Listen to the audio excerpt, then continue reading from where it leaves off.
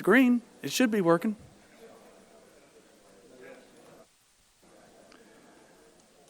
Testing.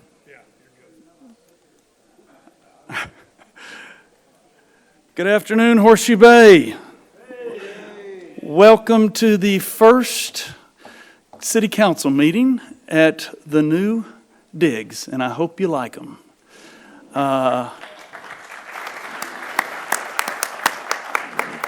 Thank you all for being here. I'm going to call the meeting to order because I am establishing a quorum here of every one of our council members present, and I'm glad to know that. So we've got a full council here for this first meeting, and I thank you all for coming. I'll have a few announcements in just a few minutes, but first, as we typically do, I am going to ask our minister, Scott Vermillion of the Church of Horseshoe Bay, to give our invocation, please, sir.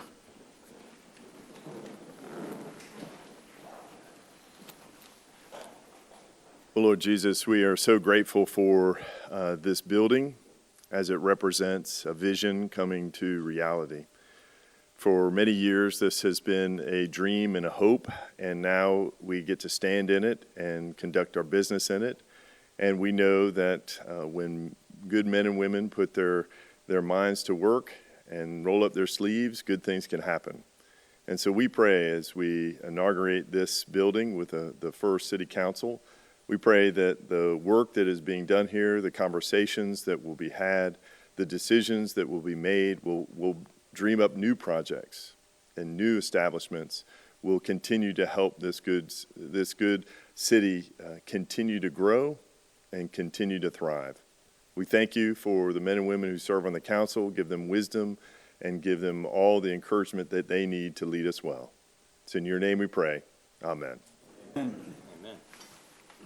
I pledge allegiance to the flag of the United States of America and to the republic for which it stands, one nation, under God, indivisible, with liberty and justice for all. Honor the Texas flag. Say, under God, one and indivisible. Seated. I also failed to announce that Dr. Vermillion was a past student of our Citizens Academy. He along with his wife. And if you have not explored Citizens Academy, my suggestion is that you check into it. It's a very wonderful opportunity for you to see how city government works and see your city staff that you depend on so much, see how they operate. So I thank you, Dr. Vermillion. And I was wanting to also say, to remind people, if you plan to speak today, that you need to sign in at one of the two desks over here, the small desks, so that we may have you on our record. And when you do speak, we need for you to come to the podium, please, and announce your name and where you live before you actually speak. Thank you very much. To keep order. My council member, Mr. Weatherby, reminded me that there's a maximum of 3 minutes. So we've got some reminders that we'll give you as well. I also wanted to thank our city staff and all of the people that were responsible for everything from groundbreaking to what you see here today on this new city hall. And I thank each one of them. They had to not only do work with the city hall and getting it planned, furnished, and so forth, but they had to do their jobs at the same time. And it has been a real stretch for them to keep up. And I thank you all for what you've done in this respect. So we are going now to open this meeting at 3:04. And we are going to have some recognitions. The first one is going to be Patriot Awards from the Employer Support of the Guard and Reserve, that's ESGR, and Mr. Koska is going to introduce Lewis, I believe. Yes, thank you, Council. This award, recognition that we have for the two police chiefs is going to be presented by Lewis. Say your last name? Smith, Yeah, how do you say your last name? Cialetti. Sitlet. Okay, he's going to represent what this award is and why the two chiefs are getting it. Thank you. Thank you for that kind introduction. Mr. Mayor, fellow council members, citizens of Horseshoe Bay, I am Louis Cialetti, a resident of Highland Haven, and I'm here representing, as a volunteer, ESGR. ESGR has basically three functions. It's four functions, actually, if I add one more tonight. But it's a military outreach, employer outreach, ombudsman services, where we help mediate cases between the employee and maybe the military service that they have through the Uniform Services Employment and Reemployment Rights Act. And then lastly, we offer recognition not only to individuals but also to organizations. But today we are meeting because a member of the Horseshoe Bay Police Department, Mr. Nicholas King, has recommended not one, but two Patriot Awards for the chiefs here at Horseshoe Bay. And it is my distinct honor to call forward Chief Jason Graham and Chief Paul Nelson, if they would come forward. So, Chief Graham, this is a Patriot Award indicating that you are a patriotic employer and contributing to the national security and protecting the liberty and freedoms of the members who serve in the Guard. And same thing with you, Chief Nelson. This is an award for you. And I'd like to just quickly indicate what the comments were of the nominator in this regard, and it was by Mr. Nicholas King. He says, "My supervisors support the soldier throughout his pre-deployment training and deployment overseas," which he is, by the way, at this time. My supervisors recognized this employee for his service in the National Guard and maintaining a great environment for the soldier to work at the Horseshoe Bay Police Department. His supervisors employ many current U.S. military Guard and reservists and numerous veterans, and for that he is very pleased to recommend both of you, as I am, to present these awards. And not only the awards, but you also get a Patriot Award and pin to go with your uniforms as well, sir. Congratulations on your awards.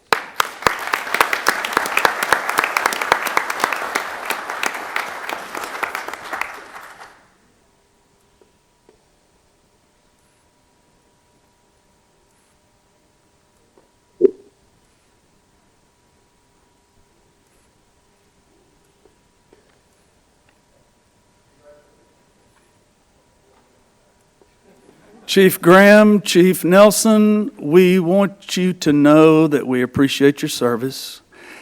We honor you. We thank you for keeping us safe. And we here at Horseshoe Bay respect our law officers and our National Guard. Thank you very much.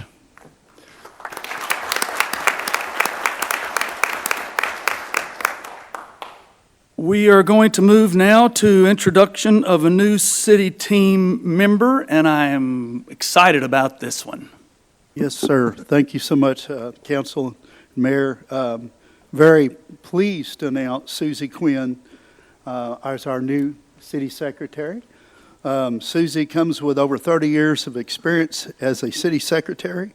Susie is retired twice from her career, 2011 and 2024.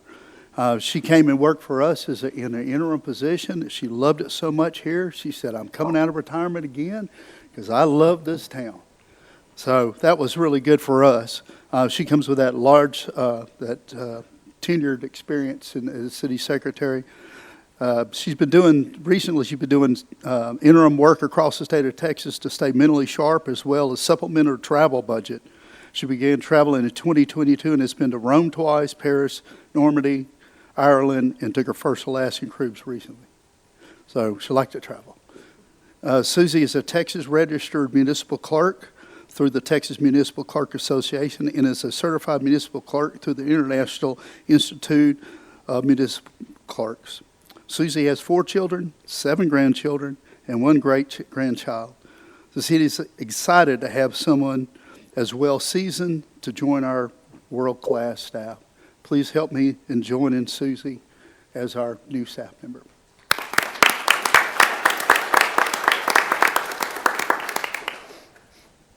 Okay, thank you and welcome, Susie. I've had the opportunity to get to know her as all of our staff members have, and she is a real charm, I'll tell you.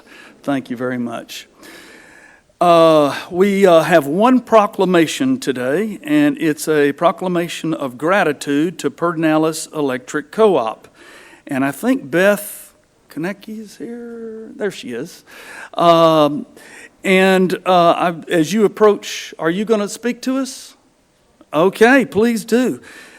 She is also planning an upgrade that we will hear more about at a subsequent council meeting of our entire city with the capacity that we have to avoid any outages in the future, we hope. So you'll hear more about that in the weeks to come. But first of all, I'll turn it over to you. Thank you. We are very excited to be here today. We really appreciate the partnership and the communication that occurs between PEC and the city of Horseshoe Bay. I think everything ran very smoothly, and we're very appreciative to your team for quick communication and staying on top of it. With your permission, I'm going to read the proclamation, or at least pertinent parts of it, Yes. that I want to sign and give to you. And it's a proclamation of the City of Horseshoe Bay, Texas, appreciation for assistance from PEC's cooperative team. Whereas an extremely cold weather event in Horseshoe Bay occurred January 24th to January 26th, 2026, and whereas Horseshoe Bay experienced multiple electrical outages that directly impacted 3 major facilities in our water and wastewater system, and whereas PEC's leadership and exemplary partnership, marked by immediate response and real-time resource allocation, proved to be highly effective, and whereas the City of Horseshoe Bay recognizes the outstanding service provided by the PEC's dedicated staff who were essential to maintaining our operational continuity. Now, therefore, be it proclaimed by the Mayor and City Council of Horseshoe Bay, Texas, that we extend our sincerest gratitude and appreciation to Pedernales Electric Co-op team for their exceptional response, unwavering commitment, and vital support during this challenging weather event. Thank you.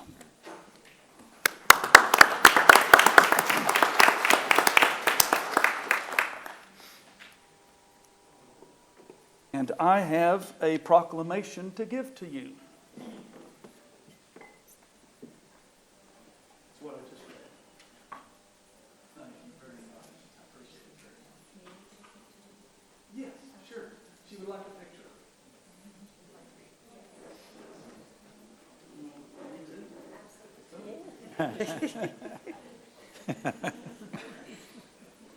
Over here? Yes.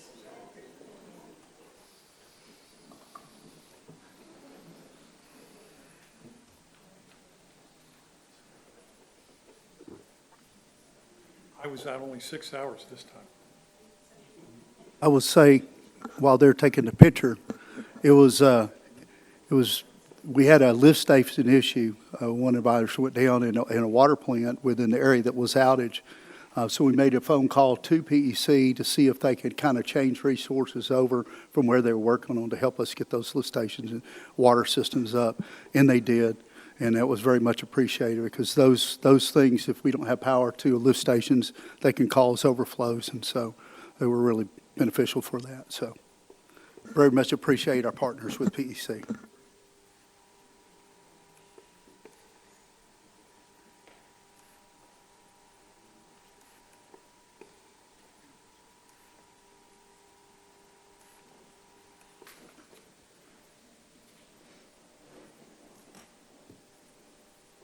Now we come to the time of our council meeting that we entitle Public Comment. That's an opportunity for you to speak to any matter that is not on the agenda today or is not a public hearing item, actually. And it is an opportunity to speak on any matter about the community that you feel is pertinent to the community itself. And because it is not on the agenda, we cannot engage with you because that would be a violation of our notice provisions. So we will be glad to hear from you with 3 minutes allotted. And if you've signed up, and I do have some people signed up, and the first one on this is Timber Ridge Condos, sorry, Gordy. He wants to speak about the driving range at Slick Rock and netting.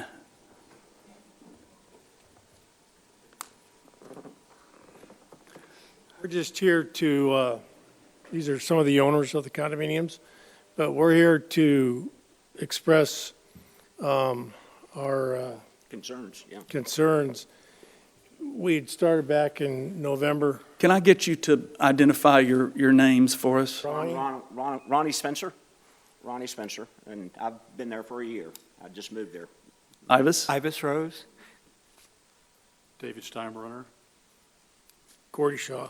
Okay, sorry And about that. Anyway, we've been told by the golf course that there's a city ordinance that will not allow them to put up a netting along the driving range. We live in the 26 condos on the west side of the driving range. And so we've been going around and around with this. But we're here today because we AI'd the city ordinances. There is no city ordinance according to whatever AI is. But we want to make you guys aware of it, and they're reluctant to put up netting to protect our condos.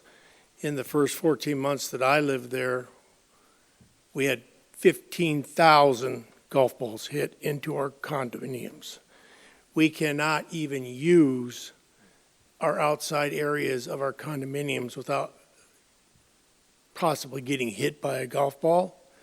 And these individuals here have had, Bob just showed up, so Bob, Tyrone, thousands of dollars of damage to vehicles, windows, and other things. So we're putting it in front of you. We want to know if there is a city ordinance. If there is not, then we want you to talk with Horseshoe Bay ownership about getting this done. I was with Mr. Koska back in November on this issue, and then this got built and all the other things kept getting it shoved down the road, but it's an urgent need.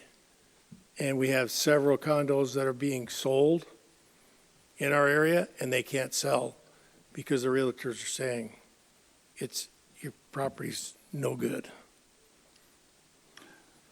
Thank you, Gordy. Appreciate it. I was going to say, and I've been here a year, and I have 3 windshields, and I have 6 holes in the siding of my condo, and in my garage, when the garage doors open, and I have 2 holes in the sheetrock where golf balls have come through there. So it's, pretty costly to me so far. Rick, I'm going to ask you to give information with John Byram for any additional information. Thank you all for showing up. Okay, that is the remainder of our open session that's not on our agenda. The rest of you who did sign up will be allowed to speak on the agenda item for which you signed. And thank you very much for doing that. I am going to take one matter out of order, Council, and because we have an out-of-town presenter at Houston, and somebody said there's traffic in Houston. So he has to get back at some point, and it's John Watson, and we're going to take 9A, when our business agenda, out of order right now, and hear from our audit, our city audit. And first of all, we're going to hear from Molly Jester. Molly. Good afternoon, Mayor, Council, and citizens. I'm Molly Jester, and I'm going to introduce John Watson of the auditing firm, Brooks, Watson and Company. They finished our audit this year. He's going to do a presentation, and the audit is in the packet. It's pages 38 through 139. It is a draft, however. It is now final, and that will be up on our website, or you can come visit my office if you need a copy. Let's see. So it's as of September 30th, 2025 is the audit fiscal year end. Council members, Mayor Jeff Jones, Mayor Pro Tem Larry Morgan, Councilman Frank Hosea, and Finance Director myself, Assistant City Manager Rick Williams, and City Manager Jeff Koska. We've all reviewed and approved the audited financial report. John, just so you know, the council has the presentation. There will be a presentation on the board. When you're ready to advance the slide, just let us know, because we'll be doing that from here. So this is John Watson. Great. Thank you, Molly. Can everyone hear me okay? So, All right, great. Mayor, Council, appreciate the opportunity to be with you this afternoon. So I do have a PowerPoint presentation. If we could get to it. There it is. So as Molly said, we completed the audit over the year ended September 30, 25. My name is John Watson with the audit from Brooks, Watson and Company. We'll get right into it. Feel free to, I'll open it up to questions at the end if you don't mind waiting. Quick overview of the audit process. The audit followed U.S. gas. That's generally accepted auditing standards. It's a three-phased approach. The first phase is the planning phase. We try to focus our audit on risk-based approach, where we focus on procedures on those areas we find most susceptible to risk of error fraud. And that leads into the fieldwork stage, where we test balances. So we test balances, agree them to underlying reports, draw samples and vouch them to underlying evidence, send confirmations to third parties and make sure they're showing the same results. Where there are any differences, we determine as to why and propose audit adjustments, and that kind of leads into the last phase, which is the conclusion and reporting phase. So we evaluate those testing results and prepare the audit report in some communications I'll go through with you today. Next slide, please. The report itself, there are 5 sections to it. First section is the audit opinion. So that's a letter from us, your independent auditor, describes whether the financial statements are consistent with U.S. GAAP. It's generally accepted accounting principles. Or if there are any modifications, we'll look at that. Management's discussion and analysis follows that. That shows current year results and significant activity over the year, and then compares to prior years, so you can see the changes year over year. Basic financial statements are shown after that. Those are presented on 2 different bases of accounting. We've got government-wide statements, which are presented on full accrual, has all your capital asset activity, long-term debt activity, and near-term activity as well. And then fund-level statements, which for the governmental side are presented on modified accrual, more of a near-term look of your financial position and changes. In the back of the report there, your notes to the financial statements shows a lot of details over those changes and explanations. And then the very back of your report, got your budget to actual schedule for the general fund, which we'll take a look at, your pension schedule for the TMRS pension, and then some combining schedules for the non-major funds. So that is everything within your financial report. Next slide, please. So I mentioned the independent audit report. There's 4 types of opinions you could receive, and those are listed here from green to black, green being the best. The city received an unmodified opinion, so that is a good thing. That is the highest level of assurance the CPA can provide. So we're happy to offer that today. Want to thank the finance department and management, Molly and her team, as always, do a great job of getting us all the information we request. It's a pretty thorough process, and they continue to work with us very well in that regard. So we're grateful for that, and big reason we're here able to offer this opinion today. Next slide, please. Some financial highlights. So keep in mind, this is as of September 30, 25, and the year ended the same. First bullet, total assets exceeded total liabilities by around $52 million for the year. Unassigned fund balance in your general fund was about $10.7 million, which was about 81% of our annual general fund expenditures, or about 10 months. Your city's policy is to have a reserve equal to or greater to $2.5 million or 3 months of operating expenses, so you're in really good shape there with your reserve. Last bullet, your city had an overall increase in your net position of about $3.9 million for the year. Next slide. This will look a pie chart of your governmental revenues. So this is just the governmental activities, not the business type activities, which we'll look at to come. So total governmental revenues for the current year was $19,125,000. Prior year, it was $17,528,000. Sales taxes make up 16% of that, a little over $3 million. Prior year, it was also 16%, $2,747,000. Property taxes make up 57%, about $10,877,000. Prior year, it was about 54%, a little over $9.5 million. Charges for services made up 15%, about $2,781,000. Prior year was also 15%, $2,666,000.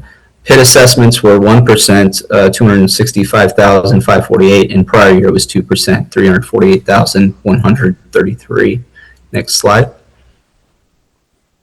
Okay, so that was the revenue side, and this is the expense side, another pie chart. So where are we deploying those funds on the governmental side? Governmental expenses were $16,635,163 for the current year. Prior year, it was $15,688,000. Your largest expenses, public safety, makes up 45%, about $7.5 million. Prior year, it was about $6.6 million. General government makes up 15%, $2,456,000. Prior year, it was 18%, $2,835,000. Highways and streets made up 19%, $3,239,000 approximately. Prior year, it was 18%, about $2,846,000. And interest and fiscal charges made up 8%, $1,387,000. Prior year, it was 9%, $1,457,000. Next slide.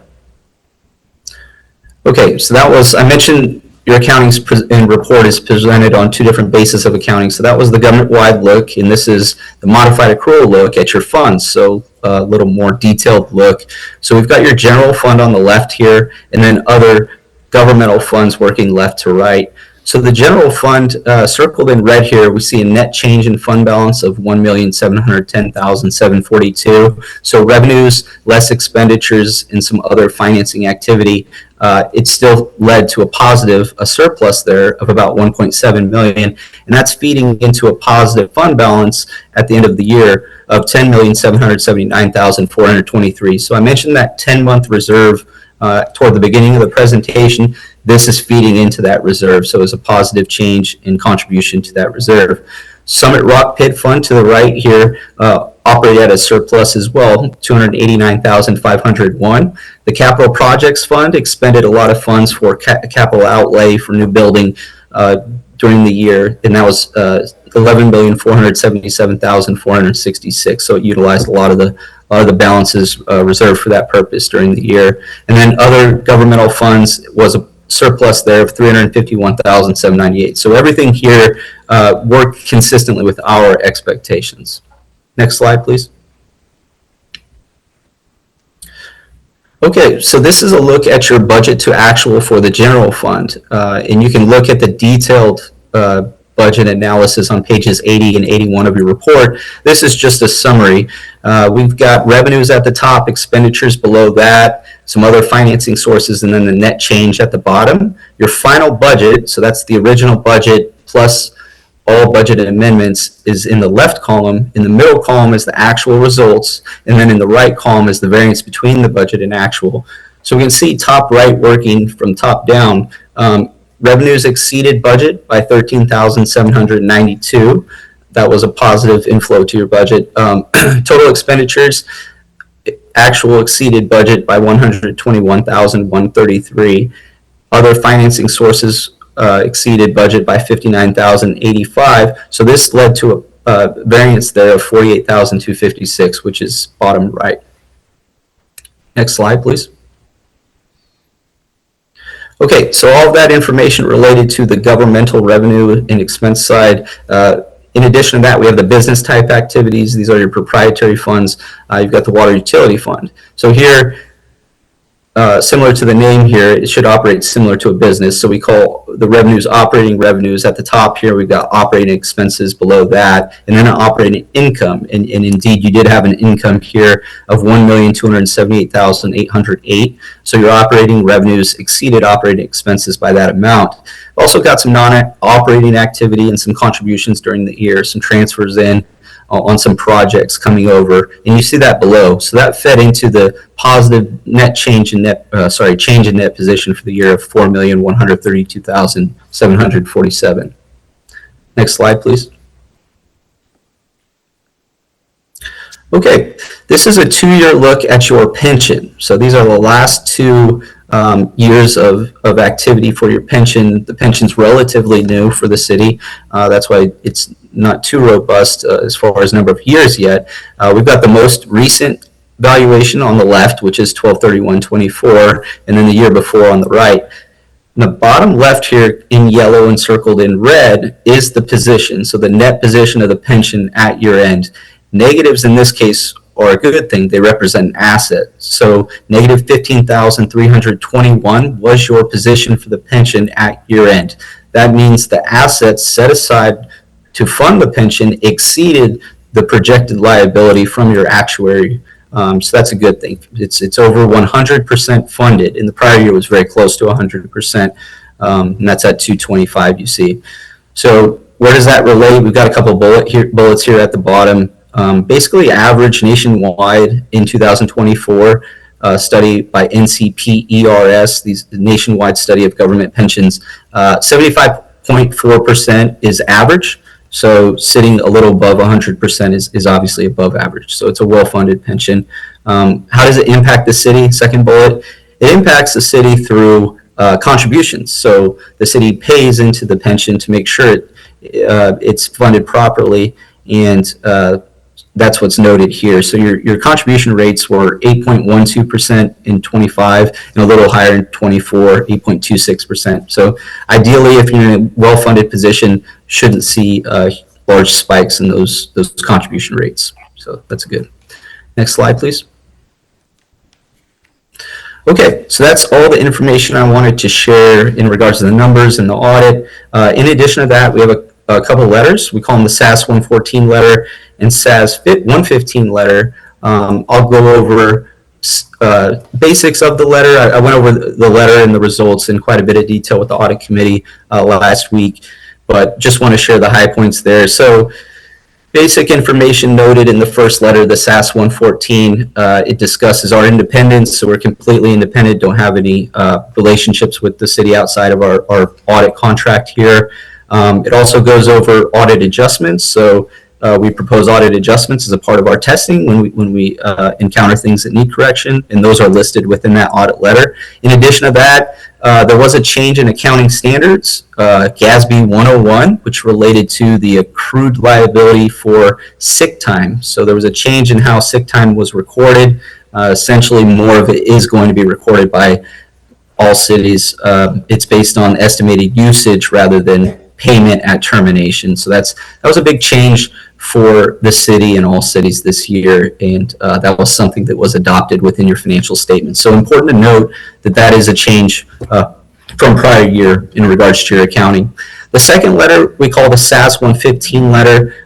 We go through internal controls, processes, make observations over a lot of things in the accounting, and that's where we like to provide feedback on things, and that's what that letter's used for. So we have a couple of things we went through in that letter, and again went through in a lot of detail at the audit committee meeting. So hope the city finds it useful. With that, that's everything I wanted to share. I really appreciate your time, and it's great as always to serve as your auditor and open up to questions. Thanks again.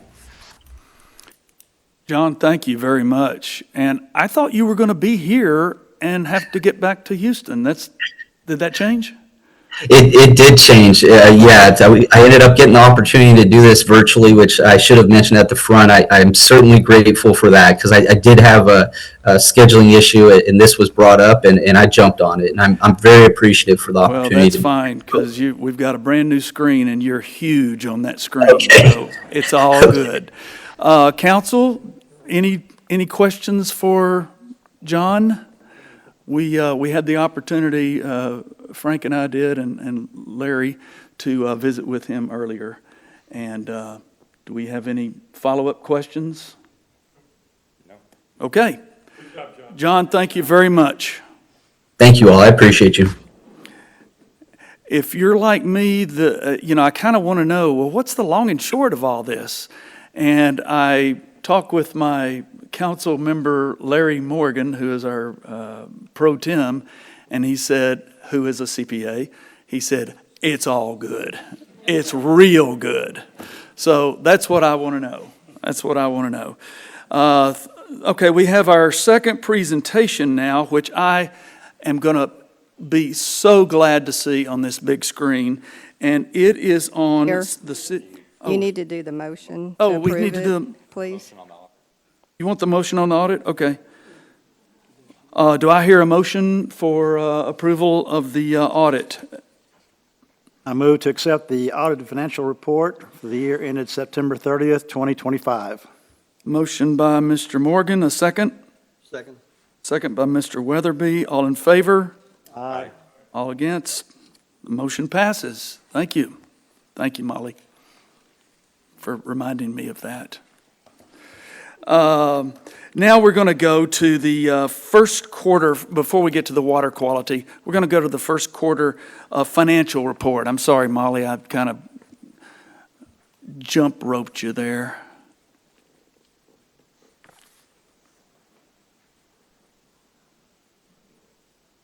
Took it out of order. Forgot. Okay, this is the first quarter financial report, so it's from October, November, December. It's 3 months. And it's pretty much early on, so keep that in mind. There's a lot of timing, things aren't linear. And let's go to the general fund revenue analysis. Okay, the pointer not really working, but you can see the bottom line for our revenues. We're at 30%, which is good. It's greater than 25%.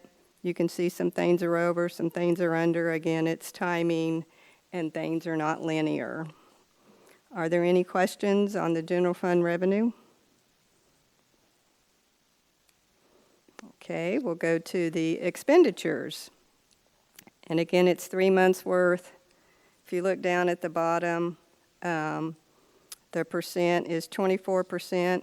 If you remember, the revenues on the previous page were 30, so that is good. Our revenues are doing very well. The expenditures are a little under 25%. Again, you can look and see at the various lines. Some are up and some are down. Again, it's just some timing differences. Are there any questions on the expenses? Questions? Nope. All right, so the next page is the general fund capital expenditures. If you look down at the total line, we are at 6.5% complete. And basically, if you see something at 0, that means it hasn't started yet, or there could be a lead time, or it's when it's needed. And then you will see the various other percents where things are already purchased and those are at a greater percent. Are there any questions on this for the capital fund expenditures? General fund capital expenditures? If not, we'll go to the next page. The utility fund revenue analysis. Again, it's 3 months worth, so you expect 25%. If you look down at the bottom, good news is we are currently at 25% on our revenue. Again, you'll see some timing, some things haven't happened yet, or it could be like the interest income, we're doing well on that. Are there any questions on the utility fund revenue? Okay. We'll go to the utility fund expenditures. Again, 3 months worth, you would expect it to be at 25%. If you look at the total, it's 20.74, so we're doing well there. If you recall on the previous page, the revenue was at 25%, so our revenue's right on spot, and the expenditures are under, so that's good news. Any questions on this slide? Okay, we'll go to the next page, which is the capital expenditures for the utility fund. And if you go down to the bottom, we're at 12.85%.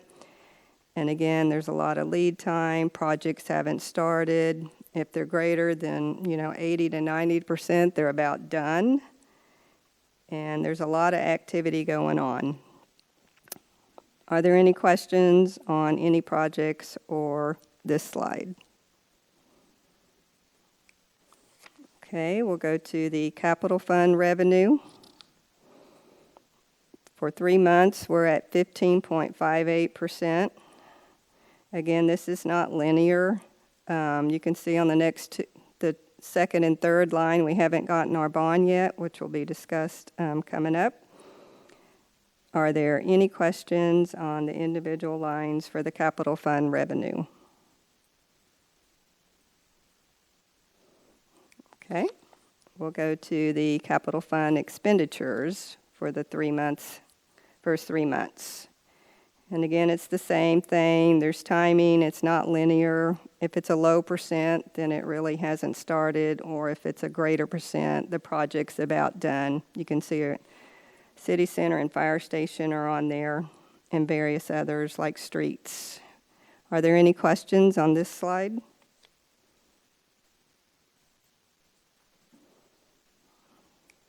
Okay, well, that was it for the presentation. Thank you. Any further questions for Molly? Okay, thank you, Molly. No questions, but great job. Yeah, great job. Absolutely. Do you do household budgets? That was a nervous laugh. Jeff Koska, you've got something on the city's water quality? Yes, sir. What do you got? Mayor and council, it's my pleasure to introduce our newest video. Thought it'd be great to do it on our big screen that we have up there, first time that we had this opportunity.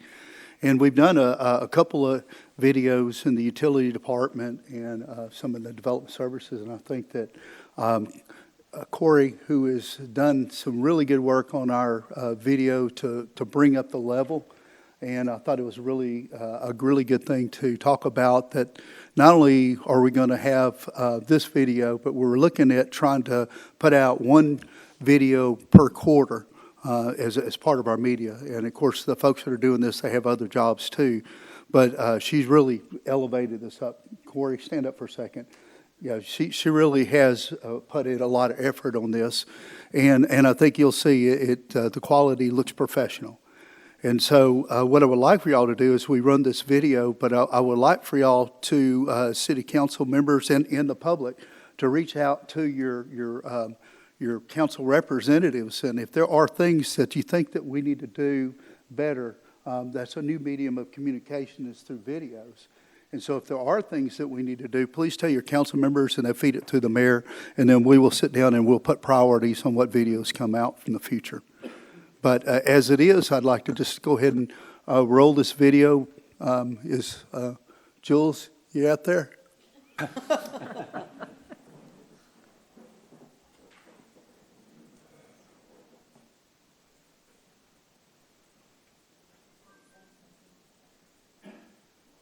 We don't have sound, Jules.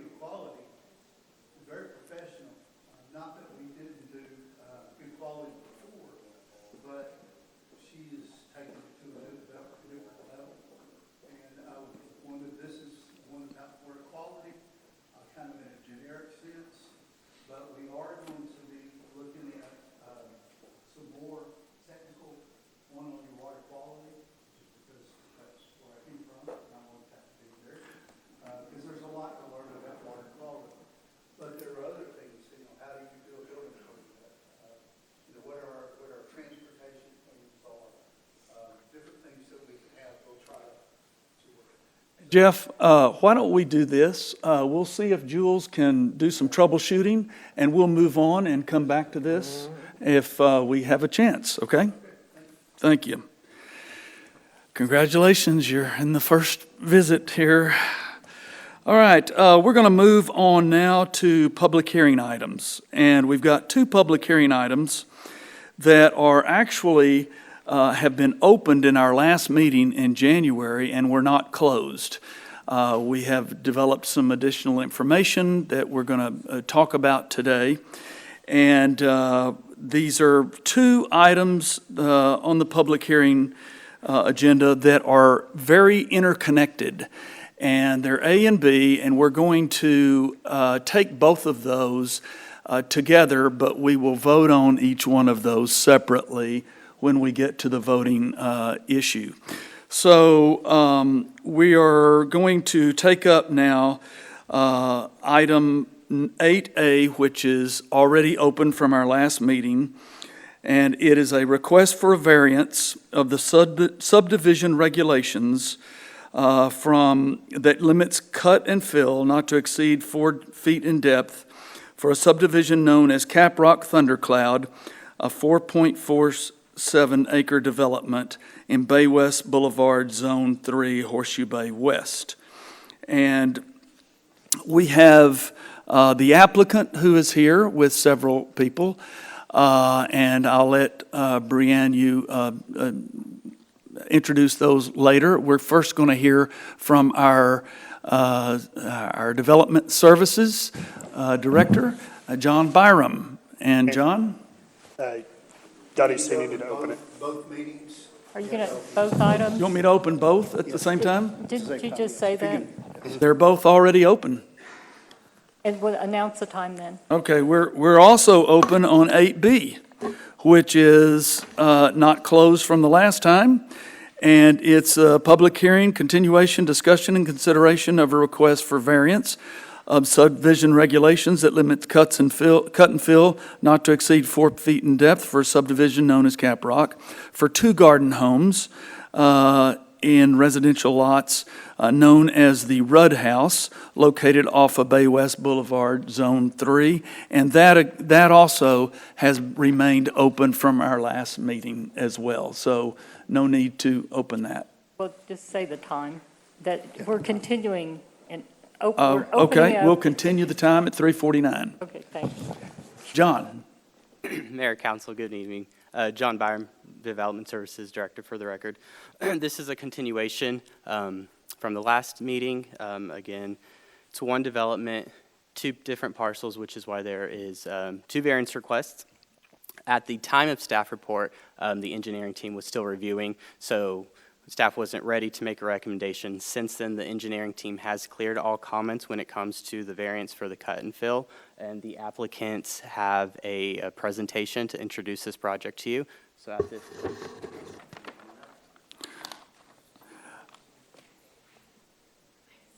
Ms. Kelsey, could you state your name for the record and your position? Brianne Kelsey, Replay Destinations, Senior Vice President of Development for Replay, both developer and applicants for both applications. Okay. Can I also say that I've asked you to come and give a full presentation of what your project looks like. And I know that the variance is for cut and fill, Yes. but the community wants to know exactly what the plans are, and the plans not only for the engineering, which we discussed at length last time, but the plans for parking, off-site parking, so that it doesn't unduly interfere with the residential areas, and also about the engineering with regard to taking down the retaining wall also there on Bay West. So with that in mind, I will let you make a presentation. Thank you very much. This might go slightly over 3 minutes, given Yes, you're the applicant. the ground we're trying to cover today. So for the record, Mayor, fellow council members, staff, and the community and citizens of Horseshoe Bay. Thank you very much for the opportunity to stand before you and present this project and this development. It's a brief introduction to Replay Destinations. This is the development project team. Many of them are here today. Many of them you may actually recognize with a few of the community already in our conversations to date. As I just mentioned, Brianne Kelsey, Senior Vice President of Development. I have the pleasure of working with Lucas Sandage, who is sitting here today as well, our Senior Development Manager. Daniel Wright, who's our Land Development Manager. And then Jordan Devers on the bottom right here, who is our construction manager with the project. Myself, Lucas, and Jordan are based in our Scottsdale office for Replay. Daniel is based here. He's actually based in the Austin area. We're working on getting him an address for Horseshoe Bay, just for the record. What I would like to do is walk you through a little bit of the presentation here in the agenda that we have today, which is the project team, who is working with us on the development, outline and give you guys a little bit of more information on who is Replay. We recognized we are new players, probably for most, if not any of you, in this particular market. Walk you through a bit of our portfolio, some of our design themes that we're looking at for the particular site, and then get into the details of the master plan, the development plan, leading into more of the technical components that Mayor Jones, I think, referenced in the conversation. When we get to the technical piece, you're going to see me step aside, and I have our representative with us from DTJ, who's our site planner, our landscape architect, and our architect for the project, Cindy Pedrioli, who's the senior associate, who's going to walk you through some of the details, just so you know when that happens.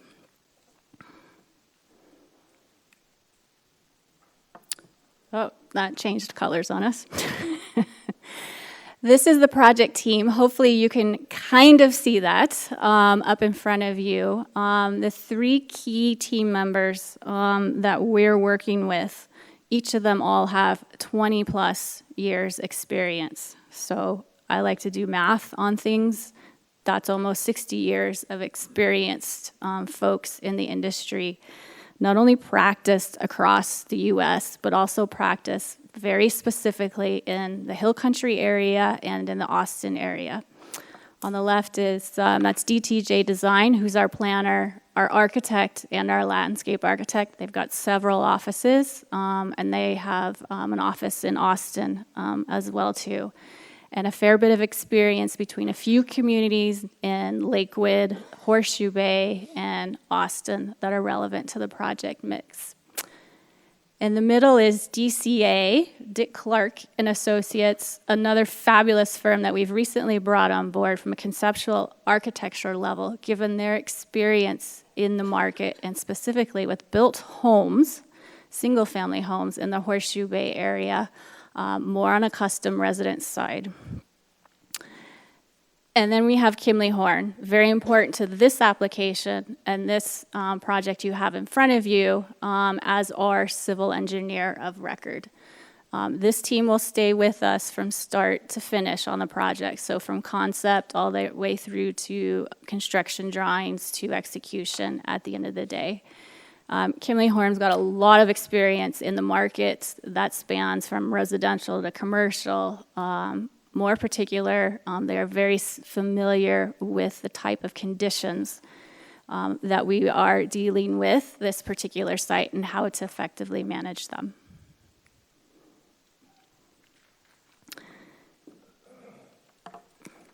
The development proposal you have today, one project, and just for clarity on this, it is two applications that are in front of you for review and consideration. But we see this as one development, one residential development. One site is 4 acres with a planned 10 residences, and the other site, the smaller one, the red tract as we like to call it, is a 1-acre site with 2 planned residences. So a total of 12 residences that are all standalone single-family homes. applicants, replay destinations, and DTJ's design as well for clarity on the application to date. So who are we? Who is Replay?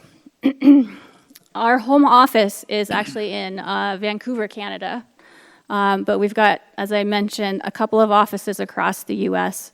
Our focus is on destination resorts and community environments. We play in the field of secondary, tertiary vacation homes in areas where there's established resorts and there's a reason to go and experience things. We have almost 2 decades of experience, and that experience for us is not only the residential product and the residential development that we like to bring forward, but it's also the idea of creating experience. One of the taglines that you probably see if you've looked at our website at all is we are experience-driven real estate. So it's not just about the homes, the real estate that's there. It's the places we create. It's the community we create. It's the communities we integrate within. And it's the moments and the opportunities that we are super purposeful in finding markets that we want to develop and participate in.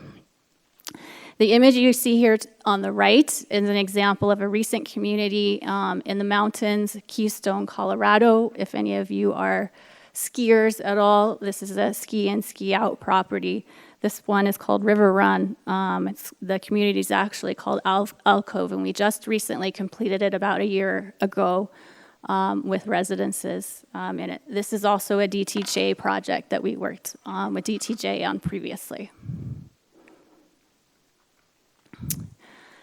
Here's a map of our portfolio. What's really relevant to look at, we go as far east as the Caribbean and the Bahamas, and as far west as the Hawaiian Islands, with our experience to date in communities that you can see the similar vibe and the trend that I've mentioned on being focused on things that are beach-related, golf-related, mountain-related, and then recently in California, wine destination-related.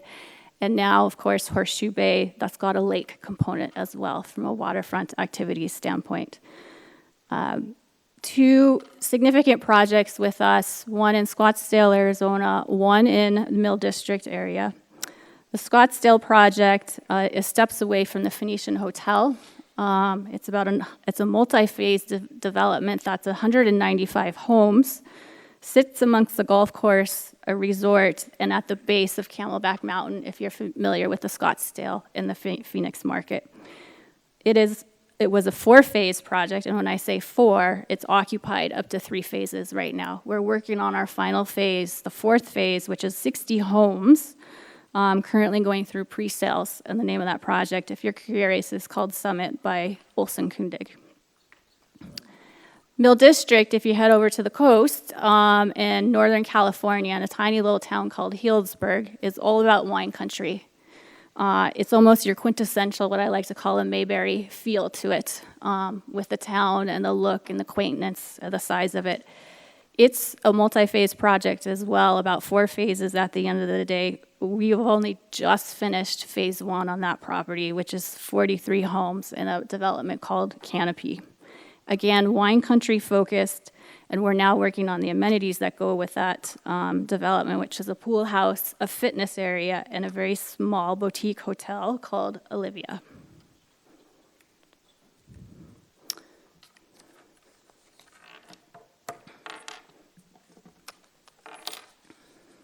So why Caprock?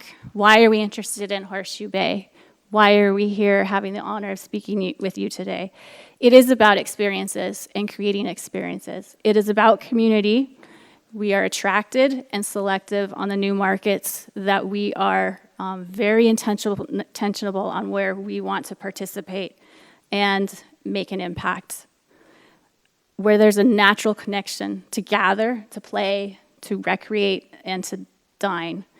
In Replay, there's 2 words we use a lot. One is magic and one is logic.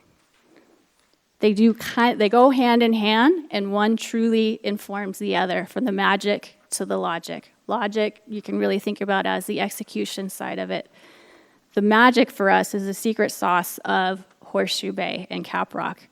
You have golf. You have 4 golf courses, resort. You have lake and water activities all along LBJ Lake. There's a moment and a destination when you arrive in Horseshoe Bay, whether you're coming from Austin, whether you're coming from San Antonio, or you've traveled further away to get to this great community. The magic of Horseshoe Bay also goes a bit further in the fact that you guys are a dark sky community. That's an amazing thing to be a part of, and much of our developments that we participate in have the same level of an initiative. There's a reason you are all here. And you have a great amount of history. A traditional ranch established as Coke Ranch. So design and positioning. There's 3 elements that we look at, and specifically for this particular property and development at Thundercloud. Master planning, landscape, and architecture, in no particular order, but they all come forward all together as key components of how we evaluate and have a respect for what is natural and existing on the land, from its views, from its topography, and to its grades. And then how does the neighborhood relate to the roads that are already there and all the existing environment that is already in existence as well. So from a master planning perspective, and this is really what DTJ was tasked with when they engaged with us, was finding that sense of place and how the development really sits naturally within the site as best it can. Not necessarily based on highest use at the end of the day with the density. We look at programming and access to the site and how entrances work from a vehicular component all the way down to a pedestrian component, down to a golf cart experience, which there tends to be a fair amount of golf cart traffic in this particular area. So it's really making sure the development pays attention to what the site offers. And this site is a beautiful spot. Standing on it, the views are tremendous. You're in a great location. You're walking distance to the clubhouse, all things that I think everyone is quite familiar with in this room. Then we take it into the world of architecture and start to think about things such as this rendering or this image that you see in front of you as an example. This is not exactly what it's going to look like, but inspirational feeling on what is it we want to celebrate and we need to celebrate within the area and within the region. 2 words come to mind with our team, which is crafted modernism, appropriate to the hill country articulation. It needs to be timeless, it needs to work with the existing architecture, and it needs to complement the existing components such as the Cap Rock clubhouse and relate within a community so it all ebbs and flows together. Key ideas that we've been looking at with the team between DTJ and DCA is indoor-outdoor living, the materials we use that are warm and inviting, expansive windows, and yes, we will have a request going forward that talks about the flat roof component, which is one piece of this rendering that you're seeing in front of you right now. From a landscape component and a landscape architecture, landscape is just as important as the architecture and having that feeling of the indoor-outdoor experience between each home. Each home, from a programming standpoint that we're envisioning, has private courtyards. The roads and the streets allow for children, younger generation, to gather and play and enjoy the space. And it's an extension of the architecture, paying very close attention to the fact that not necessarily needing to be all turf, but native plant materials that are meant to grow here and live and breathe in this environment.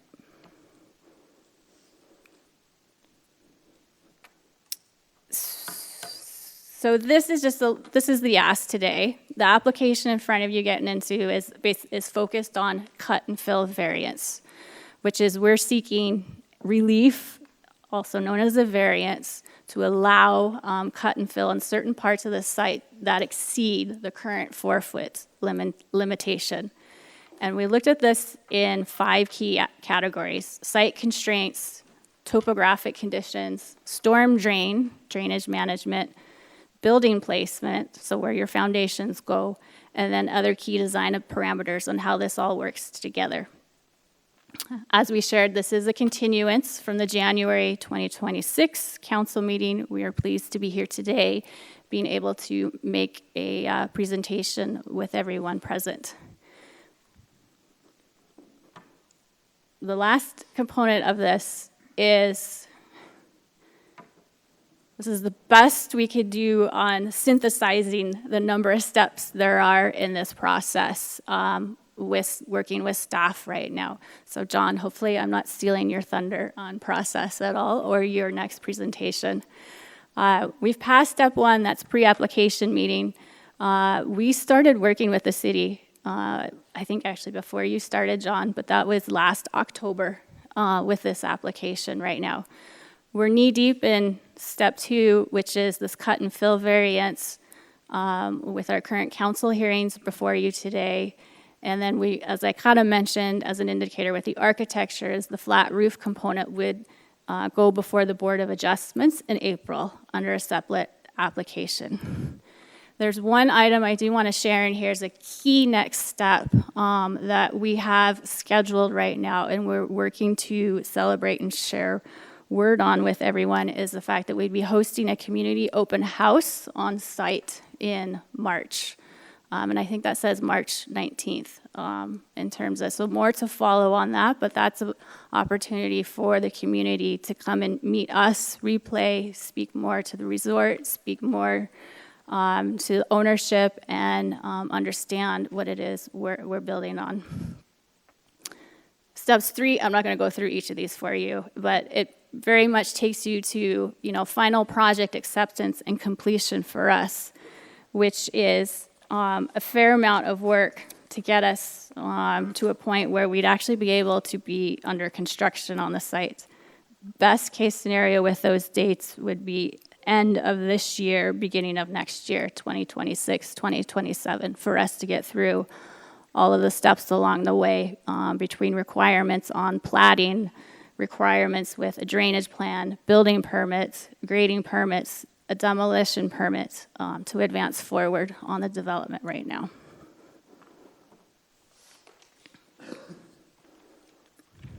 So this should look very familiar. We've put in here both development sites so we can have some understanding, obviously, of the proximity with the Caprock Clubhouse being in the middle. And then Thundercloud to the north. Azurite is highlighted below, but is not before you today. This is going to go through its own entitlement and permitting process. Right now, working with staff, that's more likely a spring approach when that comes forward on things. So why that's somewhat important right now is because this is a phased development. So we're focused on Thundercloud advancing forward first, and then Azurite would come next as the second phase between these two developments.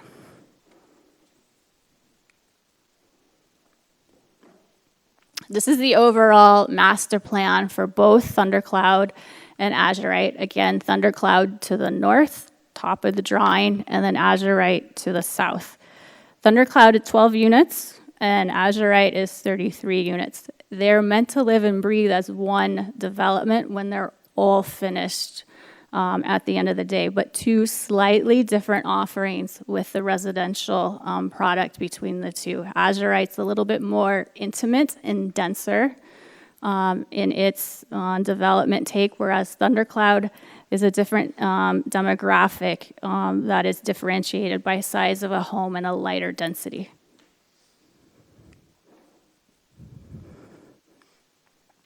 So as we get into the overall conversation on the development and our plans in front of us right now, I did want to take a moment and recap what we have learned and what we have heard from the many conversations we've had with the community, with council, and with staff on things right now. And we'll come back to this kind of towards the end, just so I can pave your expectations a little bit on it. One is the red track and really understanding the impact of a safe foundation removal that's next door to a current homeowner's lot and home. These are not in a particular order of priority either. This just highlights here. Secondly is the operations of the resort. There's a lot of interest in understanding with our development, with what we have planned, what that means to the overflow parking that continues to happen on that site today. Additionally, we've heard there was some concern on vehicular and how golf cart circulation would be working. Construction logistics, naturally always one of keen interest, especially for those that are the immediate neighbors, folks that frequent the clubhouse. But how much noise can we expect? What's the traffic going to look like? What does construction parking look like? And how does access work? It's another one. And then finally, there's much more of the technical site-specific items, which I think you've mentioned, Mayor Jones, is the drainage, setbacks, and slopes that we'll get through, and Cindy will walk through some of those things. So this is a closer look of the preliminary site plan. Just to give a little frame of reference of layout here. We have, well, let's go back, Terry. Three plan types. There's 3 shades of brown. Plan A, B, and C, that are basically 3 different types of residences that range from 2,600 square feet all the way up to 5,200 square feet. Fairly large homes taking advantage of the lot conditions that we have there. So no more than 12 single-family residences at the end of the day. 2 entry points from a vehicular standpoint to the site. One here, and these 2 lots, which sit next to, that are on the red tract, will have their own dedicated driveways, but they will not connect from a vehicular standpoint. They will connect from a pedestrian standpoint to the community in itself and its existence right now. Another key component of this from a golf cart perspective, sorry guys.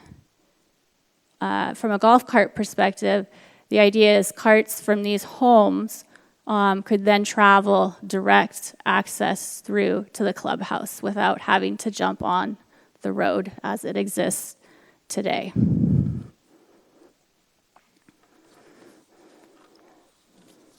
And with that, I'm going to let Cindy walk you through the next level of the plans. Good. Hello, I'm Cindy Pedrioli with DTJ Design, and as Brianne mentioned, we are working with the team on land planning, landscape architecture, and preliminary architecture. As the variance stated that we submitted for both of these applications, we're requesting the technical variance at the early stages for sections 30-5-341A and 342B. That states cut and fill on a tract of land may not exceed 4 feet of depth with certain exceptions. And those exceptions do include roadway right-of-way, construction of building foundation or swimming pools, and construction of water quality control or detention facilities. So in this very colorful slide that you see here, we have shown kind of the approximate location of the proposed roadways and the foundations on the buildings. The bright pink and dark red areas are the largest areas of cut, and the dark green would be the largest areas of fill. So you can see that chart right there. And we broke these out into Thundercloud North and Thundercloud South, but basically we're talking about these as 2 separate ones. Thundercloud North is the way that the application is done is the red parcel, and Thundercloud South, as the way it's labeled in the application, is these other 10 homes. The first area that is over 8 feet of cut is up next to the existing foundation of the old red house. The area here, as most of you know, that wall is over 20 feet in height along that north property line as it exists today. And to remove those walls requires significant excavation behind them to bring those down and reconfigure them into a more stepped condition. Doesn't necessarily mean that there will be a wall, there won't be a wall in that area, because we do still need to provide access directly off of Bay West in that area. However, you will notice that over 40 feet from the back of the area of disturbance that we're proposing here is to remain undisturbed. And on the Rudd property specifically, we are looking at trying to stay primarily within the existing footprint that is still there. So part of the breakdown that I'll show you in later slides here shows that those areas of the existing foundation are coming down, and then walls are kind of being stepped down to accommodate that grade. The other area is the detention pond area in the southeast part of the site. And you can see specifically on this end and a little bit on this end. Detention ponds are required to be relatively flat in order to obtain the volume that you need to accommodate the site runoff. And so therefore that area would end up being flatter than the existing condition, and therefore walls on the sides of it in order to accommodate that volume. We can look at other options if we had to reduce those wall sizes. However, that increases the land area that we would need to excavate in order to accommodate that volume. So detention and water quality ponds are always volume-based on that. The areas in medium green and fire engine red are in the 4 to 8 range of cut and fill, and those are mostly to get the sites flat, to get the pad sites flat and lowered to step down to the natural grade. Any areas that are in white here that you see on this, we do not anticipate grading into and leaving the natural vegetation that's already there. The following, we will have a couple cross-section maps, and I'll walk you through each of those. This first one is on the north parcel, and it shows a cut of the existing walls, as I mentioned, on the back side of the old foundation and the proposed new house, and smaller stepped walls to get back to existing grade. As I mentioned earlier, we're keeping within the existing footprint as much as possible. And you'll notice that there's nearly 40 linear feet from the east property line to the area that we assume that we will be disturbing. And we are taking some of those larger walls down and creating smaller segments of walls. Right now, the walls, even though they're not as big as the one that runs along that north property line, we have close to 8 to 13 tall walls on the back side of that foundation, on the east side of that foundation wall.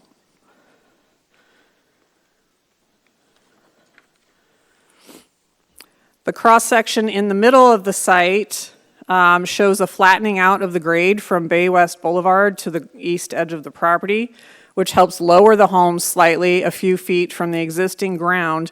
And these changes are within that 0 to 8 foot cut of infill range that I was discussing.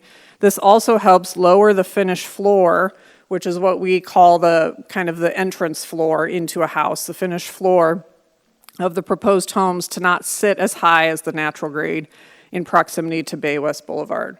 One item I forgot to mention that you can see is more apparent in these cross sections is that all of the houses on the west side of the property are intended to be walkout conditions, where there is a lower level basement type condition. That helps absorb some of that cut and fill, cut specifically to get down to grade quicker without having to cut land and build larger walls. The last cross section here is on the south end and takes in a small portion of the detention pond area. Here you can see that we are cutting on the west side of the site in order to get the private drive in, as well as the house on that west side. And then we are filling slightly to balance those out so that one isn't sitting well below the other as they face across the street from one another. And so the primary focus has been on cut, but we are doing some fill, but we are doing that very strategically in order to balance the aesthetics of the site as well as the earthwork of that site.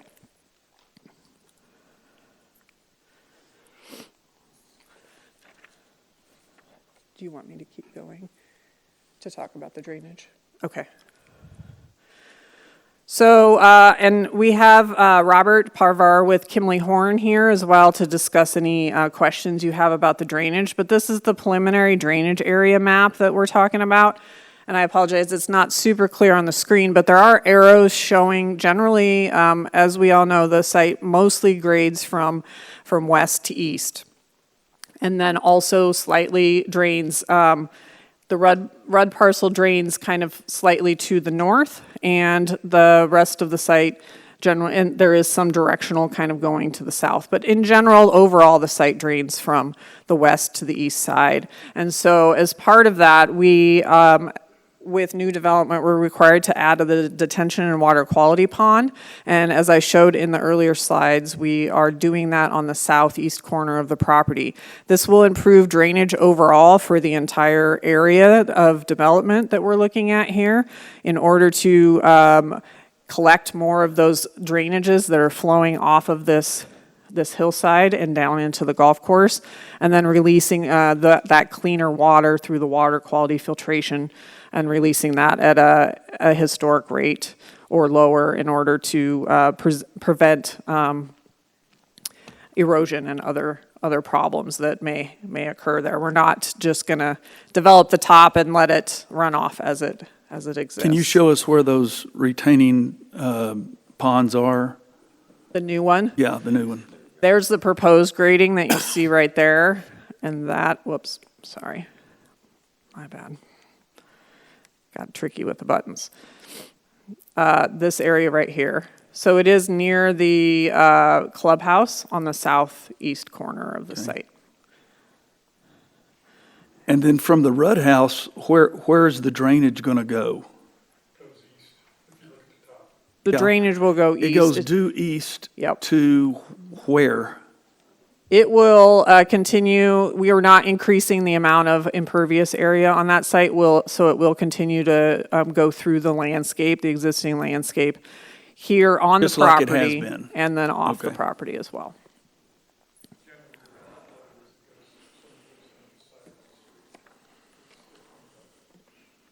Cindy, it's hard to see here, but on your, Yeah. Okay. Okay. because you're basically on that area replacing the same size foundation, I guess. Yeah, it's no additional impervious And cover. There is, It's probably, if anything, it would be negligible, but yes, we anticipate it not increasing the impervious area. And you're using the exact same footprint then? The footprint area for 2 houses instead of 1. So you can see the area that, and this shows it a little bit. Sorry, I keep hitting the wrong button. This area right here, the darker lines and these lines kind of right in the center where my arrow's at are the proposed walls that we anticipate. You can see in the aerial underneath that's approximately where those existing walls are located as well. So we're not anticipating excavating further to the east of the existing foundation and disturbed area of that property. Cindy, at the very top corner of that, there's an annotation that's difficult to see, but is that an existing drain? Because I had one of these charts that I could blow up the existing, it looked Are you talking like about the northeast corner? the northeast corner. Yeah, CMP. CMP. Is that an existing? Yes. Yeah. Okay, I apologize. no problem. So we're going to reuse some of the existing drainage. Mm-hmm.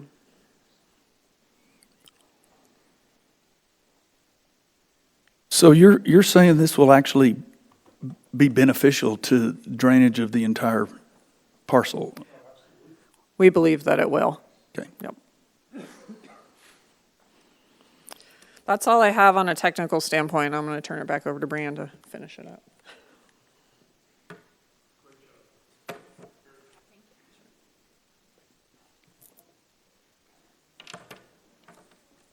just a couple of items I wanted to go back through that we presented as inherently things we've heard from the community on concerns. One of them is the red parcel in our strategy and our path forward on the foundation and the exposed foundation that sits there today.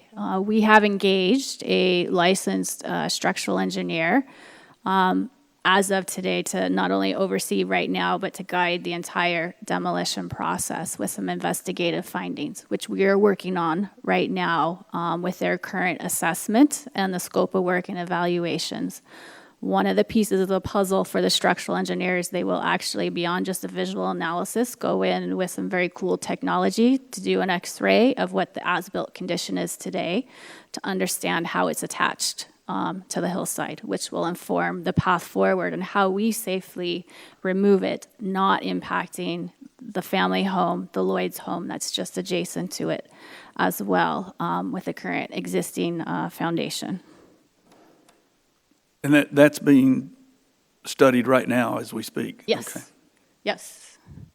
I Any think that's a sense- requirement for us to submit, if I'm not mistaken, John, for us to even pull a demolition permit, correct? Any sense of timing for the delivery of the report? I'll have to ask my team about the timing. Probably about, 4 weeks, 4 to 6 weeks.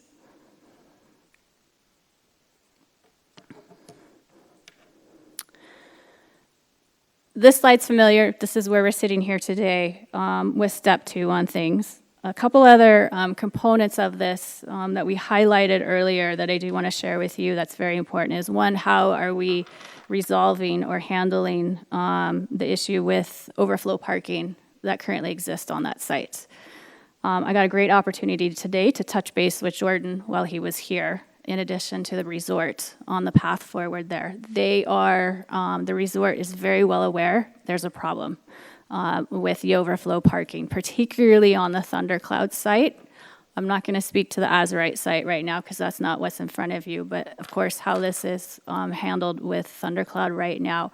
And they're working on identifying a parking plan to resolve the issue so that there's cars in the overflow parking does not occur at Thundercloud or will impact anything along the road in the future with things. I'm not the one to give you the plan and what that looks like, but I wanted to share the commitment level that you have there on behalf of the resorts and the Jaffe family. Would you be able to bring us a proposal by the next city council meeting, perhaps? Can I get back to you on that? Okay. Yep. I know, but it's also an issue for the community to know that there's not going to be parking on the lateral streets. Well, I understand they're not supposed to. With the cart path, designated cart path now, there's no way. I mean, that's a towed vehicle. It's a tricky one. We recognize that as well too with the proposed residential development and what we have planned. However, it's an operational issue that we're working with our partners on. And okay, how does that work and how do we keep both things operating safely and succinctly? It's just not under our purview to present for you. Right, Is probably yeah. the best way to say it. And as I look at these overlays, it looks as though the 10 homes are going to actually intrude into the overflow parking that the club has right now. Yeah. Yeah. There'll be Yeah. no, So there will be no, Yeah, it's yeah, they can't park there. okay. I guess, Frank, my concern, and Yeah. I don't disagree with the intricacies of all that are involved, but from a safety perspective, to start excavation where basically the parking lot exists today, it just seems prudent we would know how we're going to manage that. And I think it's workable, I think it's doable, but I think it should be known prior to moving into excavation. Again, guys, that's not really a replay issue. That's a resort issue. It's a city issue. Well, we can talk about that later, but I don't want to take any more of your time up for your presentation. But that will be a discussion that we need to have. But I would say this. I think what you've got here is a flavor of figure out the overflow parking sooner rather than later. Yeah, for sure, I recognize that.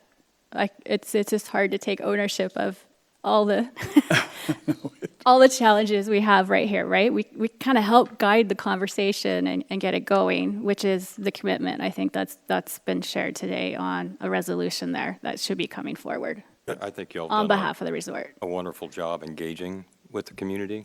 We really appreciate that, and the transparency and the communication. I know these are resolvable.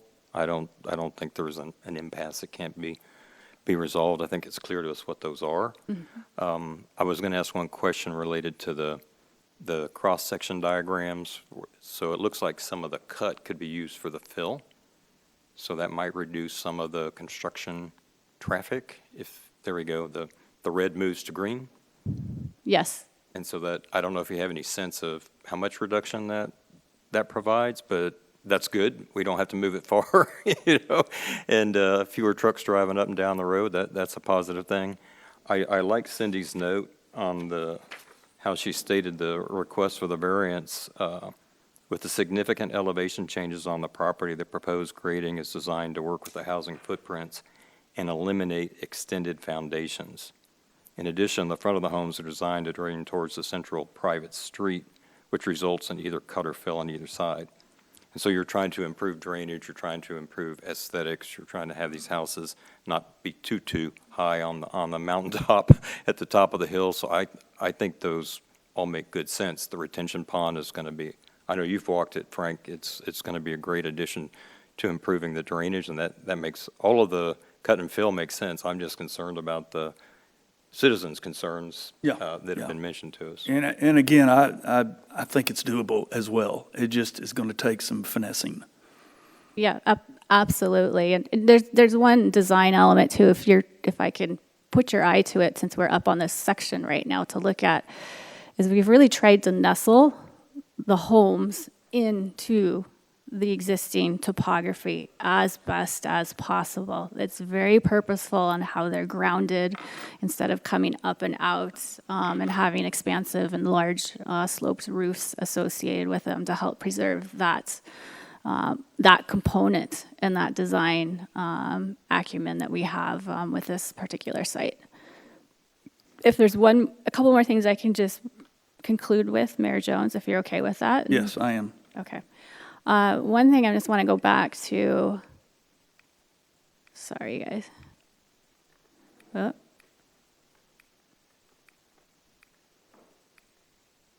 How did I get all the way here? I ask that every day. I just went reverse on it. I'm just trying to get to the master. There we go. Just back. I was just going back through the presentation. There we go. Thanks. Thank you.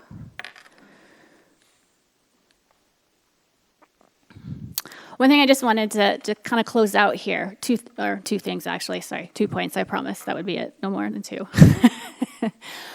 On our concept plan and our site plan here, which I think is very important for everyone to understand too, and I didn't necessarily highlight this in the beginning of our presentations. When we do development, and this is exactly the same case that we would deploy and engage with for this Thundercloud site, is we don't start construction until we hit a pre-sales threshold with our communities.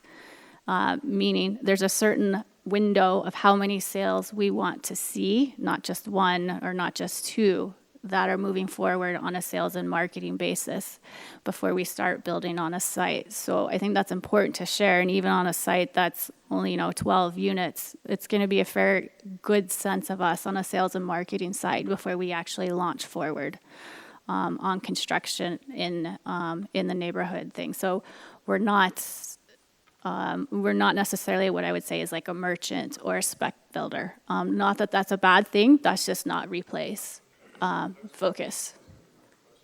Yeah.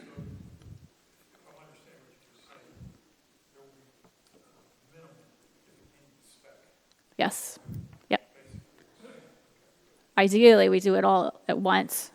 That's a good sales problem to have. But yes, that's how we go through all of our developments, no matter the type of build and the residential component with it. So that's just one thing I wanted to highlight on how we go through things.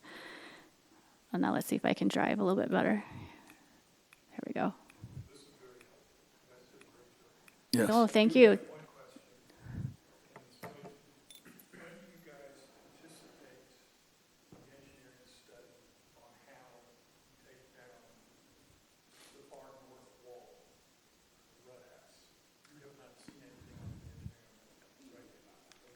No, I think that's 4 weeks at best to get to that point, yeah. If we can do it faster, I will push for that, but I can't speak for behalf of our structural engineer and their bandwidth, so.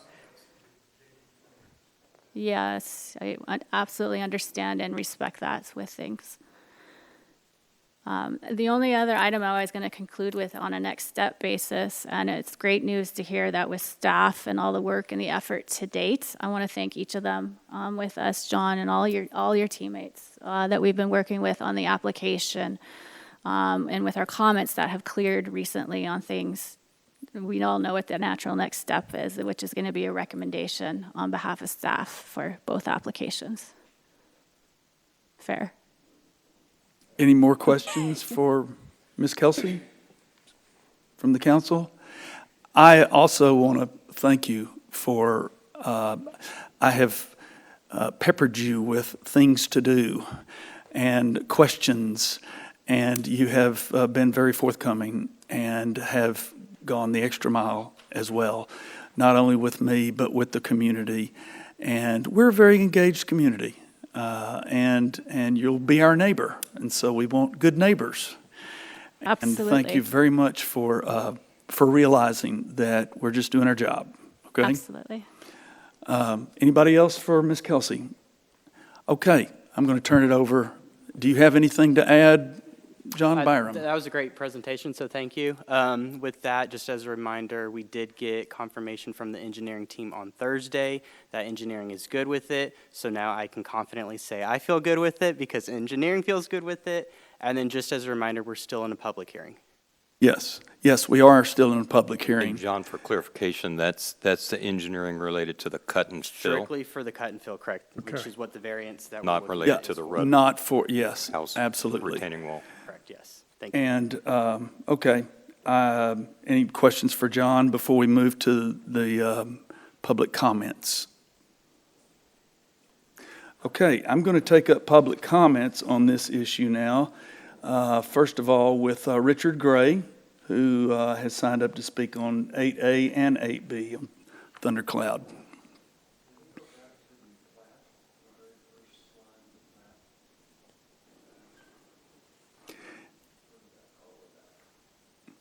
And if you could approach the podium and state your name and address.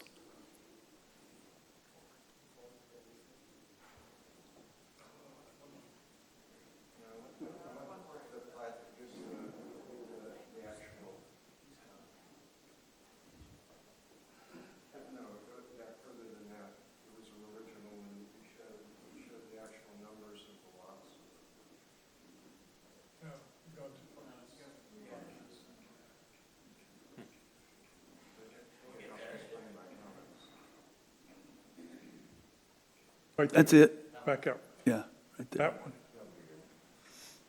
Your name, please? Richard Gray, 101 Diamond Hill. Mayor, council members. I met with a developer developer representative this last week, and many of the issues that have been brought up today we covered. I think there's four major ones. One is public safety, the intersection of Bay West and Thundercloud, which is a blind intersection. I think the second is the parking. We don't have a answer to the parking for workers, club members, and construction people. I think the third is road damage, and I'll come back to that in just a minute. And finally, it would be the impact of this kind of development in our community, both on our water supply, our power, our city services, I don't know what the impact fees would be, or whether we should have reserves for damage from the construction, or potential damage from the construction, or at least the impact of that on the neighborhood. I think there are a couple of things and observations I made from the presentation that you gave. One is that this is going to dramatically change the character, I think, of our Applehead West community, both in the design and also the comments that we're looking at vacation resort, second home, lock and leave type residences versus what we have for the majority of the Applehead West community. And I'd like to get back to those at maybe a later point in time. The main concern I have is actually with the execution of this. And when the club was building the restaurant, we had a considerable amount of damage. It doesn't really show very well on this slide, but if you look at where Diamond Hill intersects Bay West and where Thundercloud intersects Bay West, all of those corners are very tight corners. And in the construction process, all of that old brickwork that was the original features of the area were all destroyed and had to be rebuilt. And of course, it doesn't look the same when it's rebuilt. So I would focus, I think, at this point on just the logistics of getting large construction equipment into this site, where the construction workers are going to park, where the materials that they're going to use are going to be kept, and how that's going to impact on the traffic flow, both on Diamond Hill, of course, certainly on Bay West. That's all I have. Sure. I'm in that 3 minutes for once. Yeah, you've got another 15 seconds. I'll hold it until Frank gets through I with want to you. address that, Richard, because I brought that up. Daniel and I have talked considerably. There's no question that turning into Thundercloud with an 18-wheeler, which they're going to have to do joists and things like that, they're going to have to take the curbs out. They're going to have to take those medians out in order to do that. They've recognized that, and they realize that in any of those cases, they would rebuild those. And I'm sure that they will rebuild them better than the last time it was done. And I know exactly what you're talking about, and they know that. So, and again, the beauty of some of this, and we'll see this when we get an actual construction plans and everything, but I see the logistics. They understand that there's a problem with that. They're also trying to do this where there will be less 18-wheeler and more. And the big thing that I hope you guys realized was the cut that they're asking for will end up being the fill, which will minimize the amount of dump trucks coming up and down Bay West. And I think that's an important thing for everybody to realize. So I think, but I understand where you're coming from, and I'm on top of that. And Thank you. know that I'm on top of that. Thank you. Okay, thank you, Mr. Gray. We have also Lori Watson, who wants to speak on the same issue. Hi, Ms. Watson. Hi, Can you good afternoon. Give your address too. I am Lori Watson. I reside at 118 Diamond Hill Drive, just right around the corner from Richard, along with Hal, who lives there with me. And I agree with everything that Mr. Gray has just said. One of my main concerns is the parking situation, and that be addressed sooner rather than later, since as soon as this project gets off the ground at all, obviously we are going to have a lot of construction traffic and everything else. Anytime those tournaments are played, you have literally hundreds of cars in that parking lot that is full and parked there all the time. In fact, they just had one this past weekend that was pretty full. So my concern is that from when I look at the drawings that they've put up regarding the second phase of the plan, that, you know, basically they say we'll address the parking at a later issue, later time. The concern is that the parking needs to be addressed on the front end, not later on. And it looks like that they're planning on building out a lot more of those homes down on the Azurite land, which now is used as that backup location for staff and also for all the people that are there at the tournaments. And I do understand that they're saying that it's a discussion with, obviously, the resort. I just think I agree with what everybody's saying here, that we need to address it now. Thank you very much. Thank you, appreciate it. Any other questions for Ms. Watson? Council, would you like to discuss this at all? Oh, there is? Oh, they did not sign up. I'm sorry. Yes, sir. Why don't you come forward to the podium and state your name, and I'll give you 2.5 minutes. Jeff St. Clair, Diamond Hill. Appreciate everything we're doing to look into this opportunity, and I support Richard's comments. We live close enough that if this is approved, and this is going to sound different, but it's important to me, I'd like to see the fire prevention plan for construction and the fire safety plan from the developer. That's part of the construction. That will come, Jeff. We have not seen that yet. Okay. Part All right. of any approval. That's a given. That's a given. It's a given. I never just wait on givens to happen. So Okay. Thank you, Jeff. Okay, so we've gotten our public discussions in, all right? I'd ask if there's anyone else. Is there anyone else? Oh, Gordy. I'm violating my own rule, but it's a new building. Why not? Gordon Shaw, 1205. I've been up here already. I would like to know how many parking spaces are on that circle on that street there that comes in and out of those 10 homes. Because living where I live right now, those are going to be Airbnb'd, and there are going to be a lot of cars parked on that street.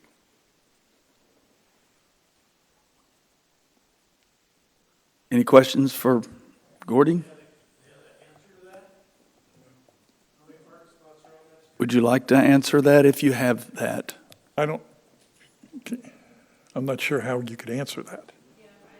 Yeah.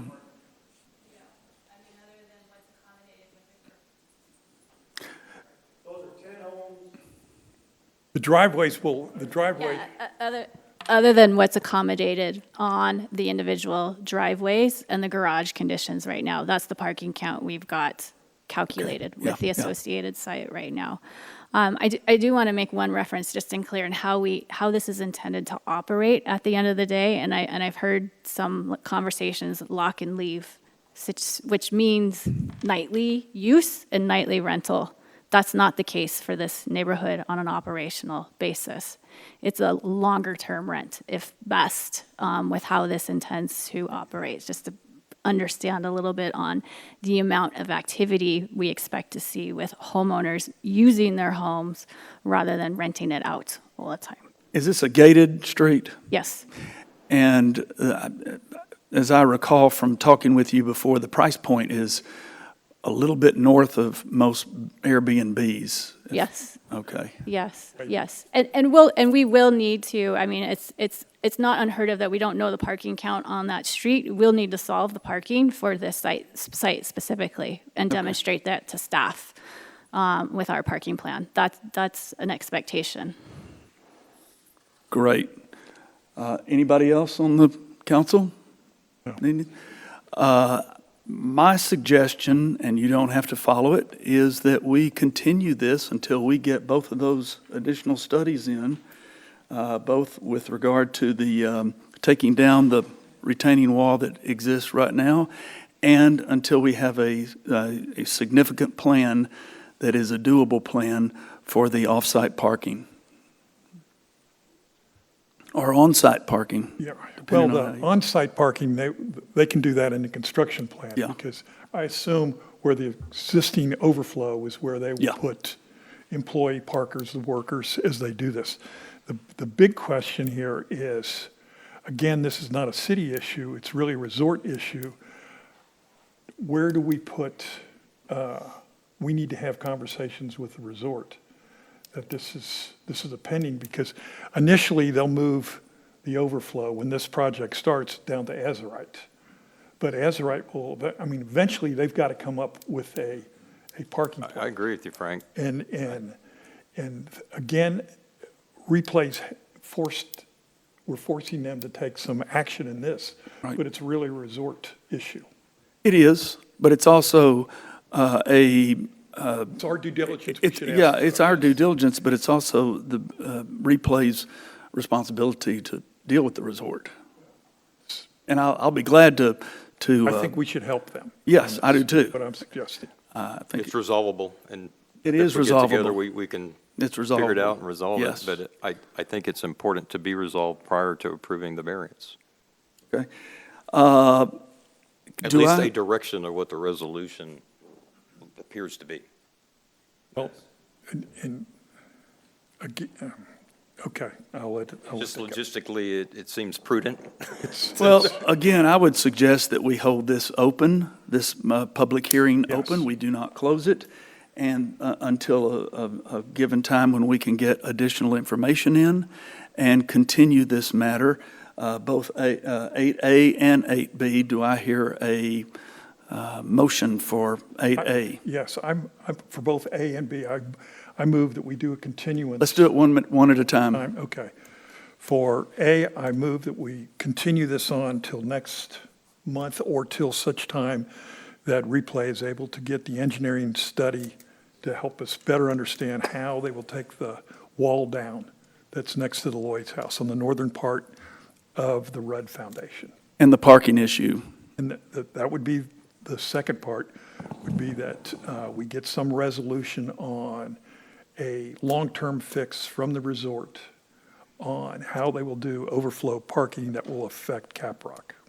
Would you agree to keep the Yes. both of hearing those, open? They both need to be continued. Okay, on 8A, the motion is made to keep the public hearing open and to continue it by Council Member Hosea. Any second? Second. Second by Council Member Fetchner. All in favor? Aye. All against? We will hold this open and let you do a little more work for us. And you'll let our staff know when you're ready to roll again. Okay, thank you very much. Great presentation, too. Yes. Now we want to go, we want to go to B now. Okay. Would you like to make a motion I can since do it you're on getting B. used to it? You've had practice. I'm good. I'm doing the same Oh, thing. wait a minute. Can I ask for clarification? Is that next meeting or engineering? Or until they get the engineering, or is it at the next meeting? Well, whenever, they need to come back. Yeah, with they're an not engineer. sure when they can get the Yeah. engineering. When they can and get the the parking. engineering, and John can get it, review it, sign off on it. So it's where we can continued see until it. we receive the engineering? That's correct. Okay. Yes. Is that? Yeah, There may be very little action at the meeting next month. that's If why I we- didn't say March. Yeah. Because Well, I don't deliberately know that did it'll not be say a March. month. I said until the If engineering. it's March, that's fine. But If you can get it done by March, I love it.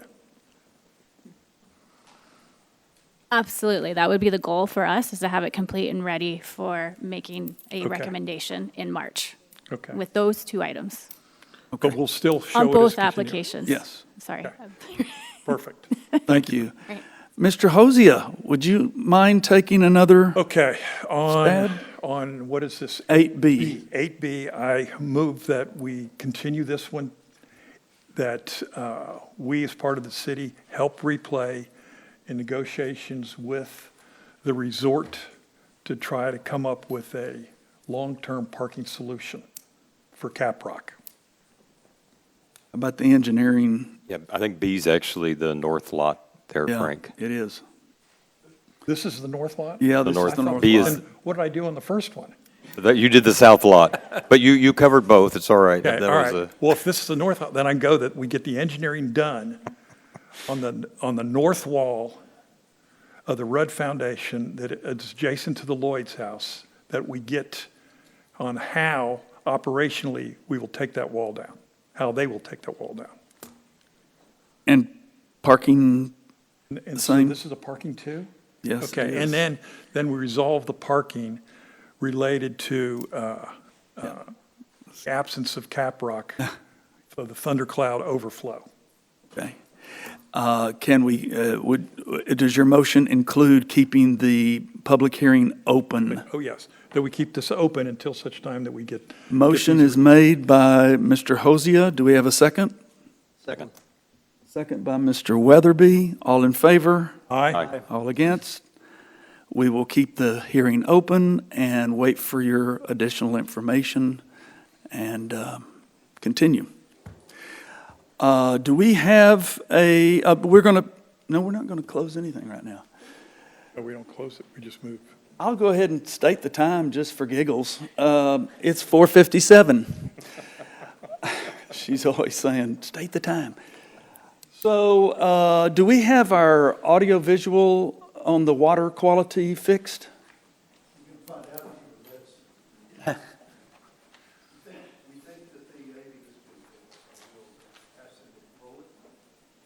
And can we make it full screen?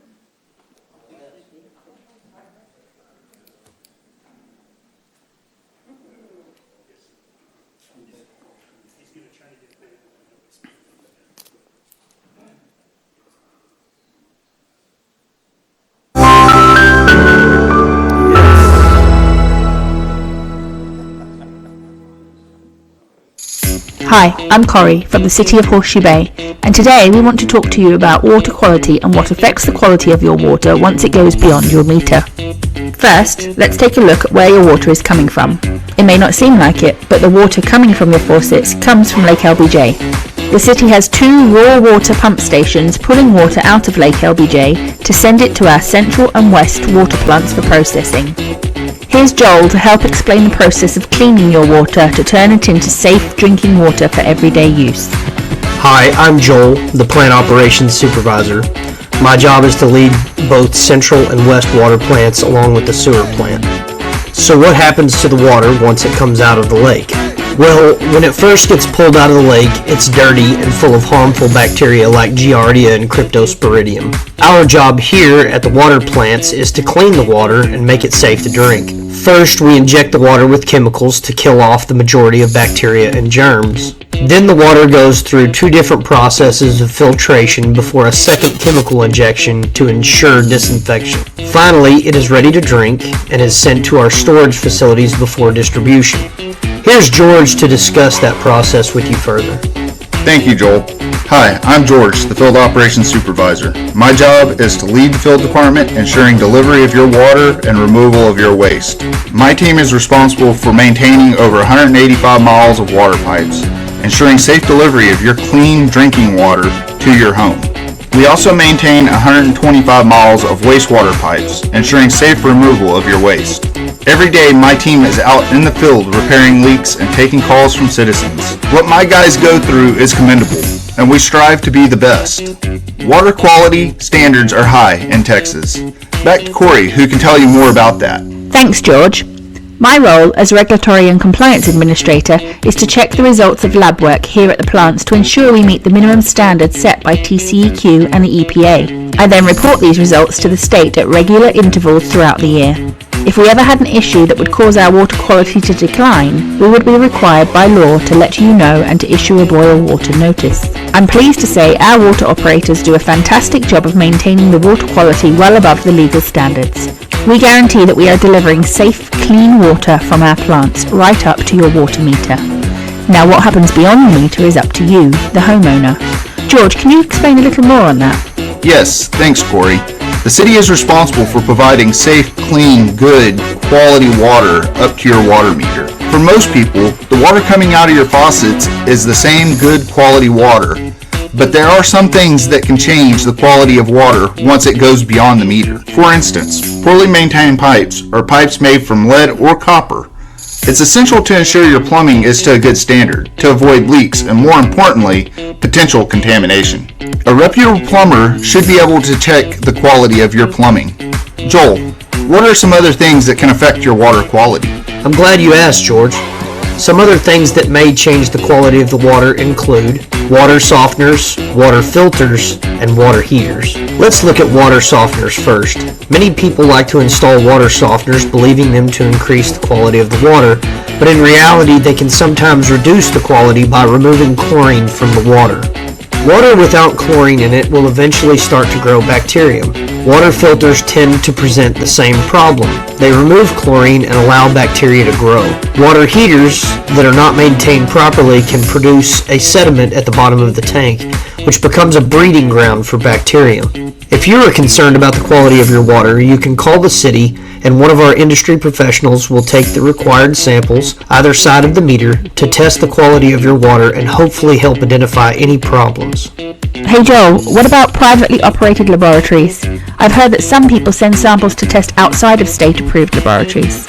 I'm glad you brought that up. There are many privately operated laboratories throughout the country that can test water quality samples. However, most are not state regulated and have been known to produce results that may not actually have anything to do with true water quality by state standards. They can also be very expensive and time consuming to get results. The lab we use is in Austin and is state regulated, so we can trust the results to be accurate and reliable. Well, I think that about wraps things up for us, Joel. Thank you. I'm Corey. I'm George. And I'm Joel. On behalf of the City of Horseshoe Bay, thank you for watching and join us next time. And remember, conserving water is conserving life. That was...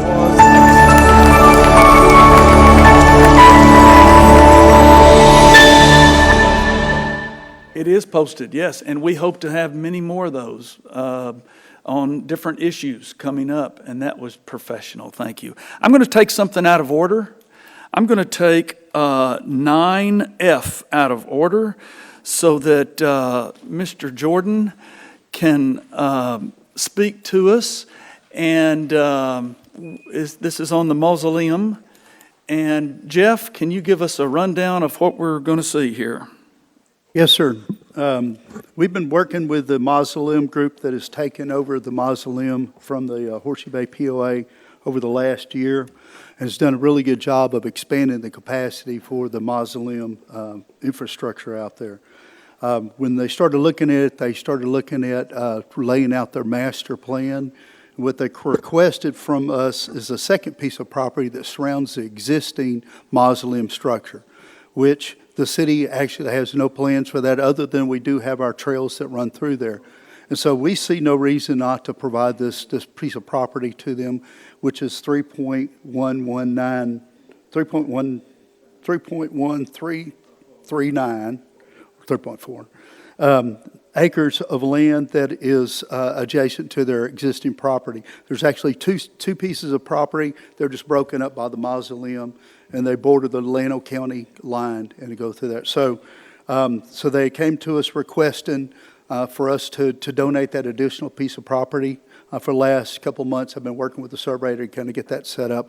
And one of the things that I determined is probably best for us to do is to also, with the donation of this property, since it has city trails on it, and it's used for the public, to have the public access. And so Exhibit C on this item is the public access easement to go with that property once it is provided to the association, if that's what y'all choose. This will not affect our trail system at all? No, we have it's a 20-foot, 10-foot center on the middle of the trail.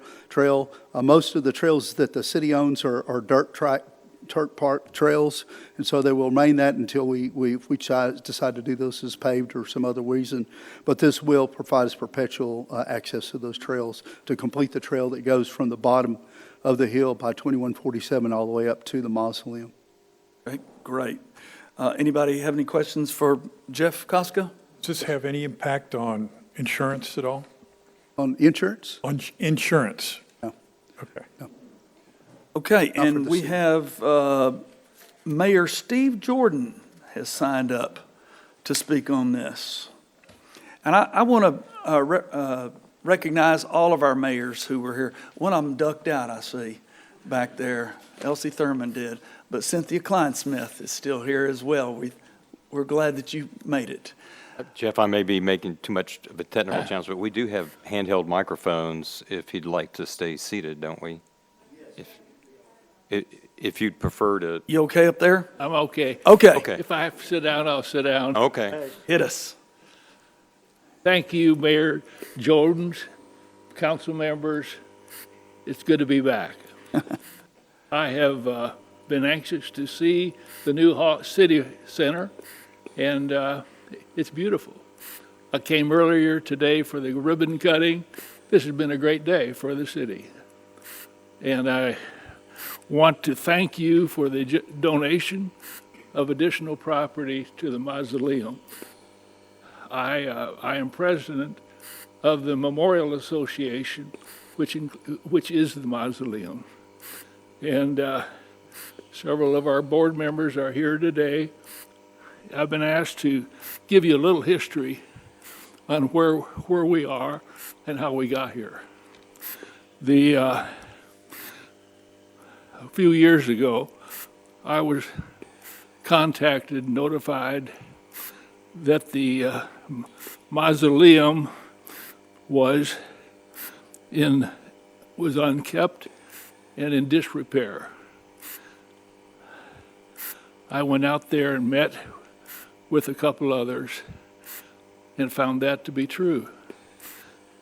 So, knowing that this was an important issue for our city, I asked the former board to resign, and I would appoint a new board, which I did.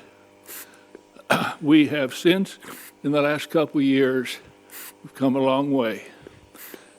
When at that point in time, the mausoleum was, as I mentioned, in bad shape. It also had 33 members, 33 families on the list waiting to purchase either a crypt or a niche, but there was no room. So as we move forward, my new board got to work. We hired a company to provide plans for the new mausoleum, which we did. And in a year's time, if you were to drive out there, you would find Mausoleum 2 is complete. And I'm real proud of it. We're all very proud of it. So I've been asked to give you a little bit of history and a little bit of information on this mausoleum. Horseshoe Bay Memorial Association purpose was to establish, maintain, improving existing and future development of a memorial park. Official name is now Memorial Park and Gardens. We now have a little over 12 acres with the help of the city and the resort, and this gives us a lot of room for the future to make it exactly what I think everybody would like to see. The original condominium was consisting of crypts and niches, and as I mentioned, it was full. There was no room to expand. There was no room to add any. There were no empty. Well, they were empty, but they just had not been filled with a body. But in any case, we have the additional 6 acres resort has given us, and now with the addition, the city, another 6 acres. So I want to thank you guys for we couldn't be here and to be doing what we're doing without your help. The association amended our bylaws, removing the restrictions that the mausoleum facilities would only be available to the members of the Horseshoe Bay POA, which was not the way I wanted it, or I think you would want it. So we have removed that, and this is available to all property owners in Horseshoe Bay.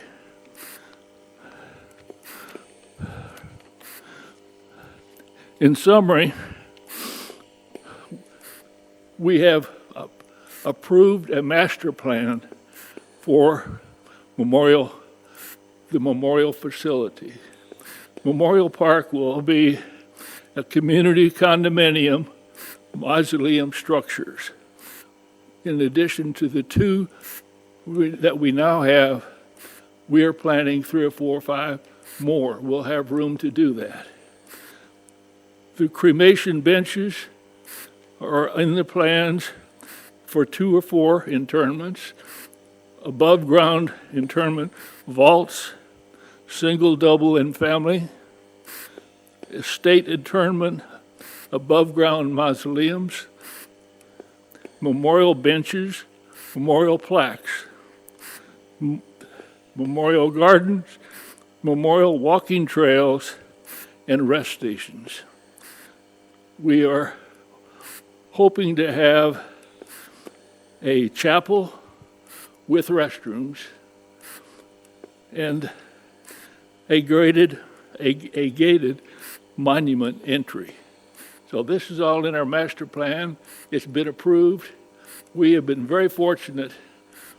As we got started, I was contacted by an anonymous donor who gave us $630,000 to start and build Mausoleum 2. We use that funds, and that as we are selling, those funds go into a reserve account. We now have $500,000 in that reserve account.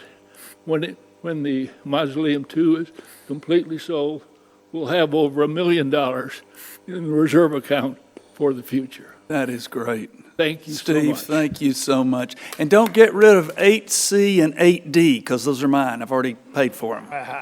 Got it. Okay. Thank you. And thank your whole group. Did you have something else, Jeff, before we have a motion? And Yeah, I just wanted to say that when I was putting this package together, there was, right after that, there was a survey done, and there was some changes to the area, and so that I gave you a handout that had that. And so that will be the one that we use for moving forwards, because it has the correct information on the pages it was recorded on. And then also, I noticed that on the motion, I have 3.16 acres, which was the original, and it needs to be 3.1339 in the motion. if anybody has that in front of them, I'm having trouble locating mine. Reuben, can you make that motion for us? I recommend the council approve the attached resolution provided by staff to donate the city's 3.1339 acre tract identified as requested by the Memorial Association for the public purpose of expansion of the existing community mausoleum expansion project, and authorize the mayor to sign the warranty deed transferring the property with the required covenants and public access easement. Motion by Mr. Fetchner. Do I hear a second? Second by Ms. Waddell. All in favor? Aye. Aye. All against? Motion passes. Thank you, Mausoleum Group. All right, we're going to move now back into our ordered business items. We're going to go with B, and that should be Molly, who's going to give us a Resolution 2026-08, authorizing the publication of notice of intention to issue certificates of obligation. Yes, good afternoon, Mayor and Council, Molly Jester. And if you recall, during the budget process, Council tentatively agreed to a bond for approximately $8.4 million to address our street reconstruction and our infrastructure needs. In addition, drainage facilities have been added to the purpose, the wording, but not any dollar amount increase. And to proceed with this certificate of obligation bond sale, council must approve the notice of intention to be placed in the local newspaper and on the city's website for a minimum of 45 days prior to the sale, so that residents may have the opportunity to petition against the sale. This is also in pages 140 through 145 in your packet. The preliminary timetable for the bond sale was drafted by Specialized Public Finance, Inc., and both Exhibit A and B are included and are based on the current debt obligation for the city. Any questions for Molly? I'll entertain a motion. Pardon me, I move to approve Resolution 2026-08, authorizing publication of notice of intention to issue Certificate of Obligation Series 2026 for the city of Horseshoe Bay. Motion made by Councilmember Waddell. Do I hear a second? Second. Second by Mayor Pro Tem Morgan. All in favor? Aye. All against? Motion passes. Thank you, Ms. Jester. We will move now to item C, which is, I believe, Doug Fowler. Chief Doug Fowler, approval of a vendor for fire department rescue boat. I'm going to start it, then the technical is, of course, Oh, beef. really? You're going to start it for us? So to ensure compliance with the city procurement policies requiring an invitation to bid, anything for goods and services that exceeds $100,000, that is what we have initiated. The IFB was posted on the city website on December 15th this past year and published in the Beacon and Llano News on December 18th, 24th, 31st, and January 8th and 15th of this year. A total of 5 bids were received, and Technology, Nassau, Stanley, William, the Munson Company, and ACI Boats. The bids were due on January 21st of this year and were evaluated by a committee consisting of fire chief, the assistant fire chief, the finance director, and the purchasing coordinator on January 28th. And staff is requesting council to approve the vendor, Stanley Aluminum Boats. And I want to thank Robert for all of his hard work getting all of this together and coordinating it and putting packets together for us to score on. And I'm sorry I skipped over you, Molly. Good afternoon, Mayor Fowler, and Council. yes. Doug Fowler, your fire chief. To kind of get you caught up on where we're at with this project, we started almost 18, 20 months ago, kind of running the traps, getting approvals before we actually started taking donations. We've taken in over 200 donations, and we have a little bit north of $90,000, or roughly about 35% of what we need for this bid from Stanley Boats. So we still have a lot of work to do. So, and we've got some things in motion to try and get there. We've got some grants that we're going to be applying for, and hopefully we will be where we need to be this time next year. The 5 bids range from $258,000 all the way up to $542,000. And the reason we went out for bid, even though we cannot make a purchase today, was because of the over 200 people that had made donations. Oftentimes we got the question, how much do you need? Well, we thought we knew. We were going with a company out of Washington, which is kind of like the top of the line for these type of boats. And it was $300,000 when we first started this about 18, 20 months ago. When they put in their bid, it was up to $348,000. So, and the build was taking 2 years, meaning they're backlogged because they are so popular. So we said, okay, well, that makes it easy. So Stanley it is, and we'll work with this company out of Canada, and we will continue our fundraising efforts, and I will keep you informed how we're doing. Great job, team effort. Yes, sir. Any questions for Chief Fowler? I'll entertain a motion. I move to approve the vendor Stanley Aluminum Boats for the construction of the emergency response fireboat. Motion to approve by Mayor Pro Tem Morgan. Do I hear a second? Second. Second by Councilmember Weatherby. All in favor? Aye. All against? And it passes. Thank you, Council. Thank you. Thank you very much for your work.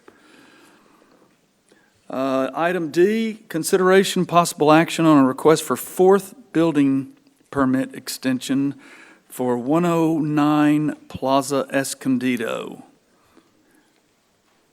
John. Good evening, Mayor and Council. Let's see, there we go. Section 3.03.012 of the code allows our building official to grant the first two building extension permit extensions. Anything after that is required by code to come in front of y'all for that request. This application is for the fourth at a 60-day request, and that fee would be $10,000 if granted. With that being said, staff is recommending approval of this building permit extension. And if council has any questions, we have our building official and myself available.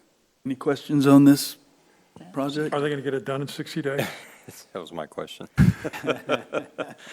They believe so, yes. If not, we will be back in front of y'all again. Okay.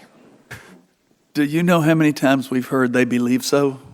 That's okay. It happens a lot in 10,000. development. It's kind of like the check is in the mail. That kind of. Anybody else? All right, I'll entertain a motion then. Make a motion. I move to approve the request by Allen and Lucci for the project at 109 Plaza Escondido for a fourth building permit extension for 60 days and a fee of $10,000. Councilmember Weatherby makes the motion. A second? Second. Second by Mr. Fetchner. All in favor? Aye. All against, no. And it passes. John, stay up there. We got number E, which is consideration of possible action on a request for third building permit extension on 1407 Swallow. Where is that? I don't even know where that is. Is that in South? Okay, okay, all right. Okay. John, do you have any information on that you'd like to share? So this is the third building permit extension request. They are requesting 60 days, and that fee would be $5,000 if approved by council. Staff recommends approval. My standard question, will it be done in 60 days? Their letter says Applicant 5 believes weeks. so. Okay. So if not, we will be back again. Okay. Okay, I'll entertain a motion. I move to approve the request by Juan Rodriguez for the project at 1407 Swallow for a third building permit extension for 60 days and a fee of $5,000. Mr. Weatherby makes the motion. A second? Second. Mayor Pro Tem Morgan seconds it. All in favor? Aye. All against? Motion passes. All right, it moves us to the, no, it does not, excuse me. Mr. Koska, you. Hey, Mayor, Council, G. we have an agenda item that we've been working on for several months, having to do with the Summit Rock PID repayment of the money that was dedicated to the city for, as it would be an impact fee for the infrastructure coming to the city for buy-in to the system. We've been working on this. It was originally $7.4 million, and that included all the water, wastewater infrastructure, including the $2 million elevated storage tank that was performed. As a current, there is $838.4 that are owed to the city if we get repayment for this. So we've been working with the resort to get this done. We've also been having to work with Llano County to get the way that the process goes from the city, or take the city basically out of the payment schedule, so we do not have to fund the money or bring it in, then place it, and then fund it. And so it's a process, and it costs the city expenses. So we kind of moved that over to where it goes directly to Regions Bank, who is a trustee, and then it goes straight to the developer for the remainder of the funds that are left to be paid from the assessments for the Summit Rock PID. So we have 3 of the 4 agreements that we needed to get done on this project. We were waiting on the one that is with the resort and the city to finalize the agreement. We sent it back and forth. There is still, as of about 15 minutes ago, received information that there's still some back and forth that we're having to do. We thought we'd have this done by now. However, we don't think it's going to be substantial. I think it's just more of understanding of what the language has and how we have to stay involved in some of the assessment of the updates going forwards. So we're going to work through that and hopefully get it resolved. What we need to do is I'd like to propose a motion that, let's see if we can find it here, a motion that the Summer Rock pay agreement, as long as it, as President signs and funds the payment and the city attorney approves its form and the city manager will sign and execute the document. That way, we don't have to bring it back again. But if it is substantial and there's changes where the city attorney and I do not agree, that we have to bring it back, and if there's language that needs to be discussed with the council, then I will do that, and we will bring it back to the city council in the next term. That's one option, to do it as a motion to approve it, and then if it's just not substantial, then I will sign it, and as long as Dottie agrees to, the city secretary This agrees still to it. on the administrative fee Yes. issue? Okay. Yes, it's the administrative fee. We send them some information on that. But then there was email I got back that there was a discussion about, we pulled some language out of the contract, but that contract was because we could not give the discretion to the developer on the updates with the plan, the annual plan. We have to still be involved in that by state law. And so we have to just kind of get that worked out with them to make sure they understand that is a requirement by the state for that. If it turns into substantial, then obviously I'll be bringing that back to the council as far as that goes. Or the other option is we could defer this another month. It's really up to y'all.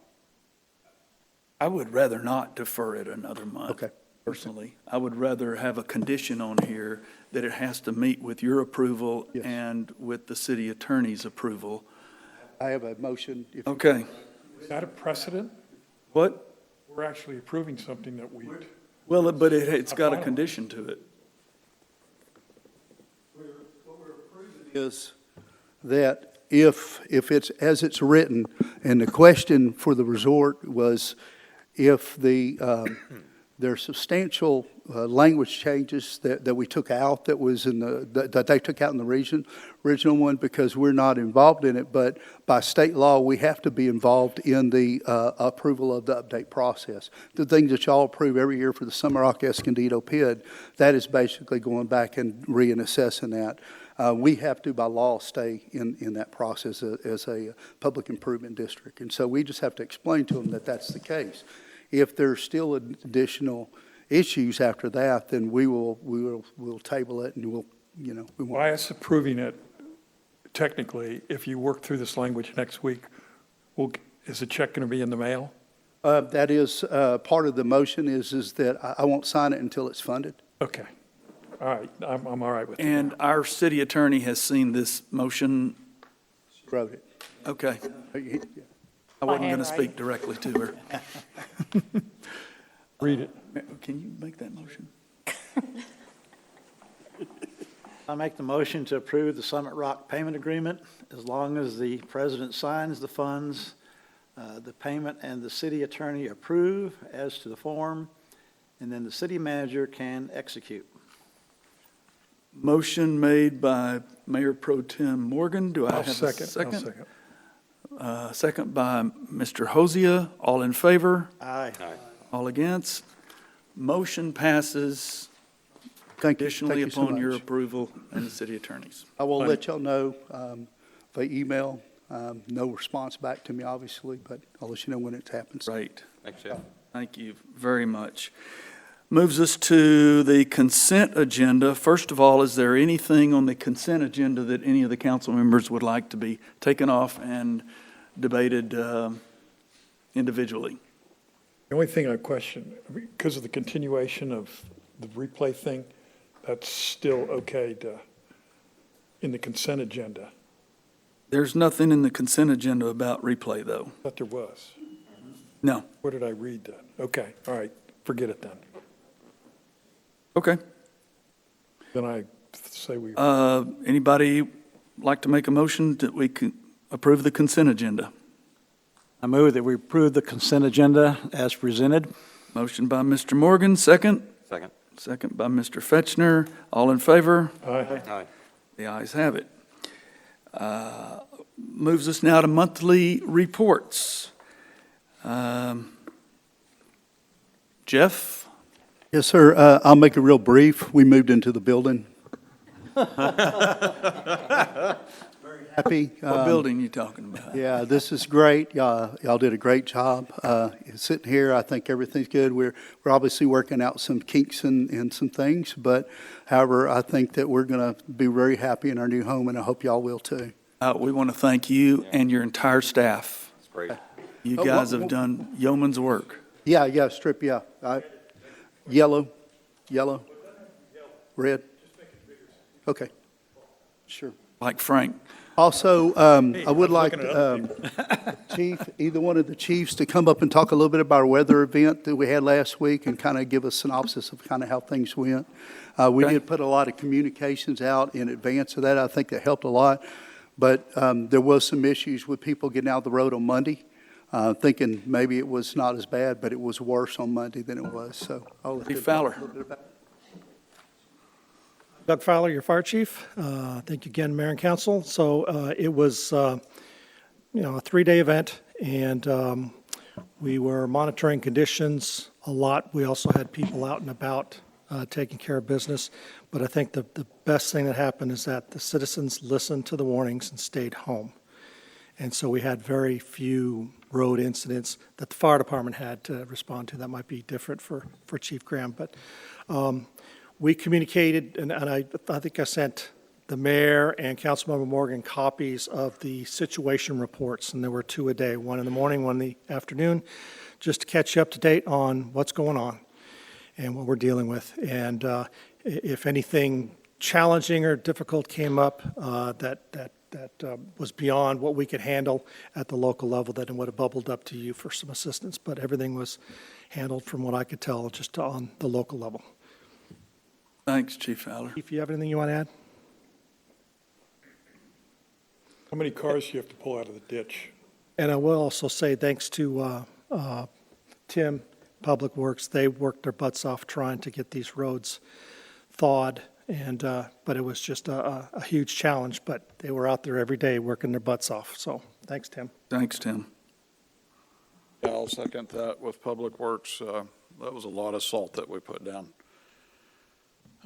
We had about 25 cars, I think. How do we tell these 25 people to stay in their house? Right. Hills and ice don't mix, and No. 25. You told me you weren't going to pull anybody out. we didn't.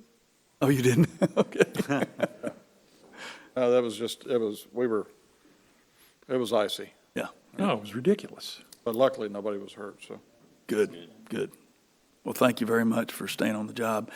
And Tim Ferran, we've got some buttons on Bay West. Called cat size. No, they're buttons. Cat size. Buttons, right, Tim? Yes, they are reflectors. Today, I anticipate he'll be finished up by tomorrow. Great, and we've got some signs that will come in at some Signs are point. on order. As soon as they're ready, we'll get them installed. We picked 6. We'll start at middle and end. Thanks for doing that, Oh, you're Tim. welcome, sir. I've Looks good. received a lot of good mail from people Awesome. thanking us for that. And I also want to thank Fire Department and PD Utilities as well. It was a big team effort on that ice storm. Worked all day and all night, and I want to recognize them as well. That was a great team effort. Thank you. Okay, the time is 5:35, but we are going to go into executive session. And I'm going to read what we're going into executive session for, and you all do not have to leave, because we've got our own room back there. Or you can leave. We're, executive session A, receive legal advice pursuant to Texas Government Code, Section 551.071, consultation with our attorney to deliberate and seek legal advice regarding legal requirements relating to Architectural Control Committee review and approval prior to issuing building permits. And number 2, legal requirements relating to the right-of-way easements, utility lines, franchised utilities, and other users of the right-of-way. It is now 5:36, and we will retire into executive session. We will not be making any decisions during executive session. We will come out, and if any action is to be taken, we will do it at that time.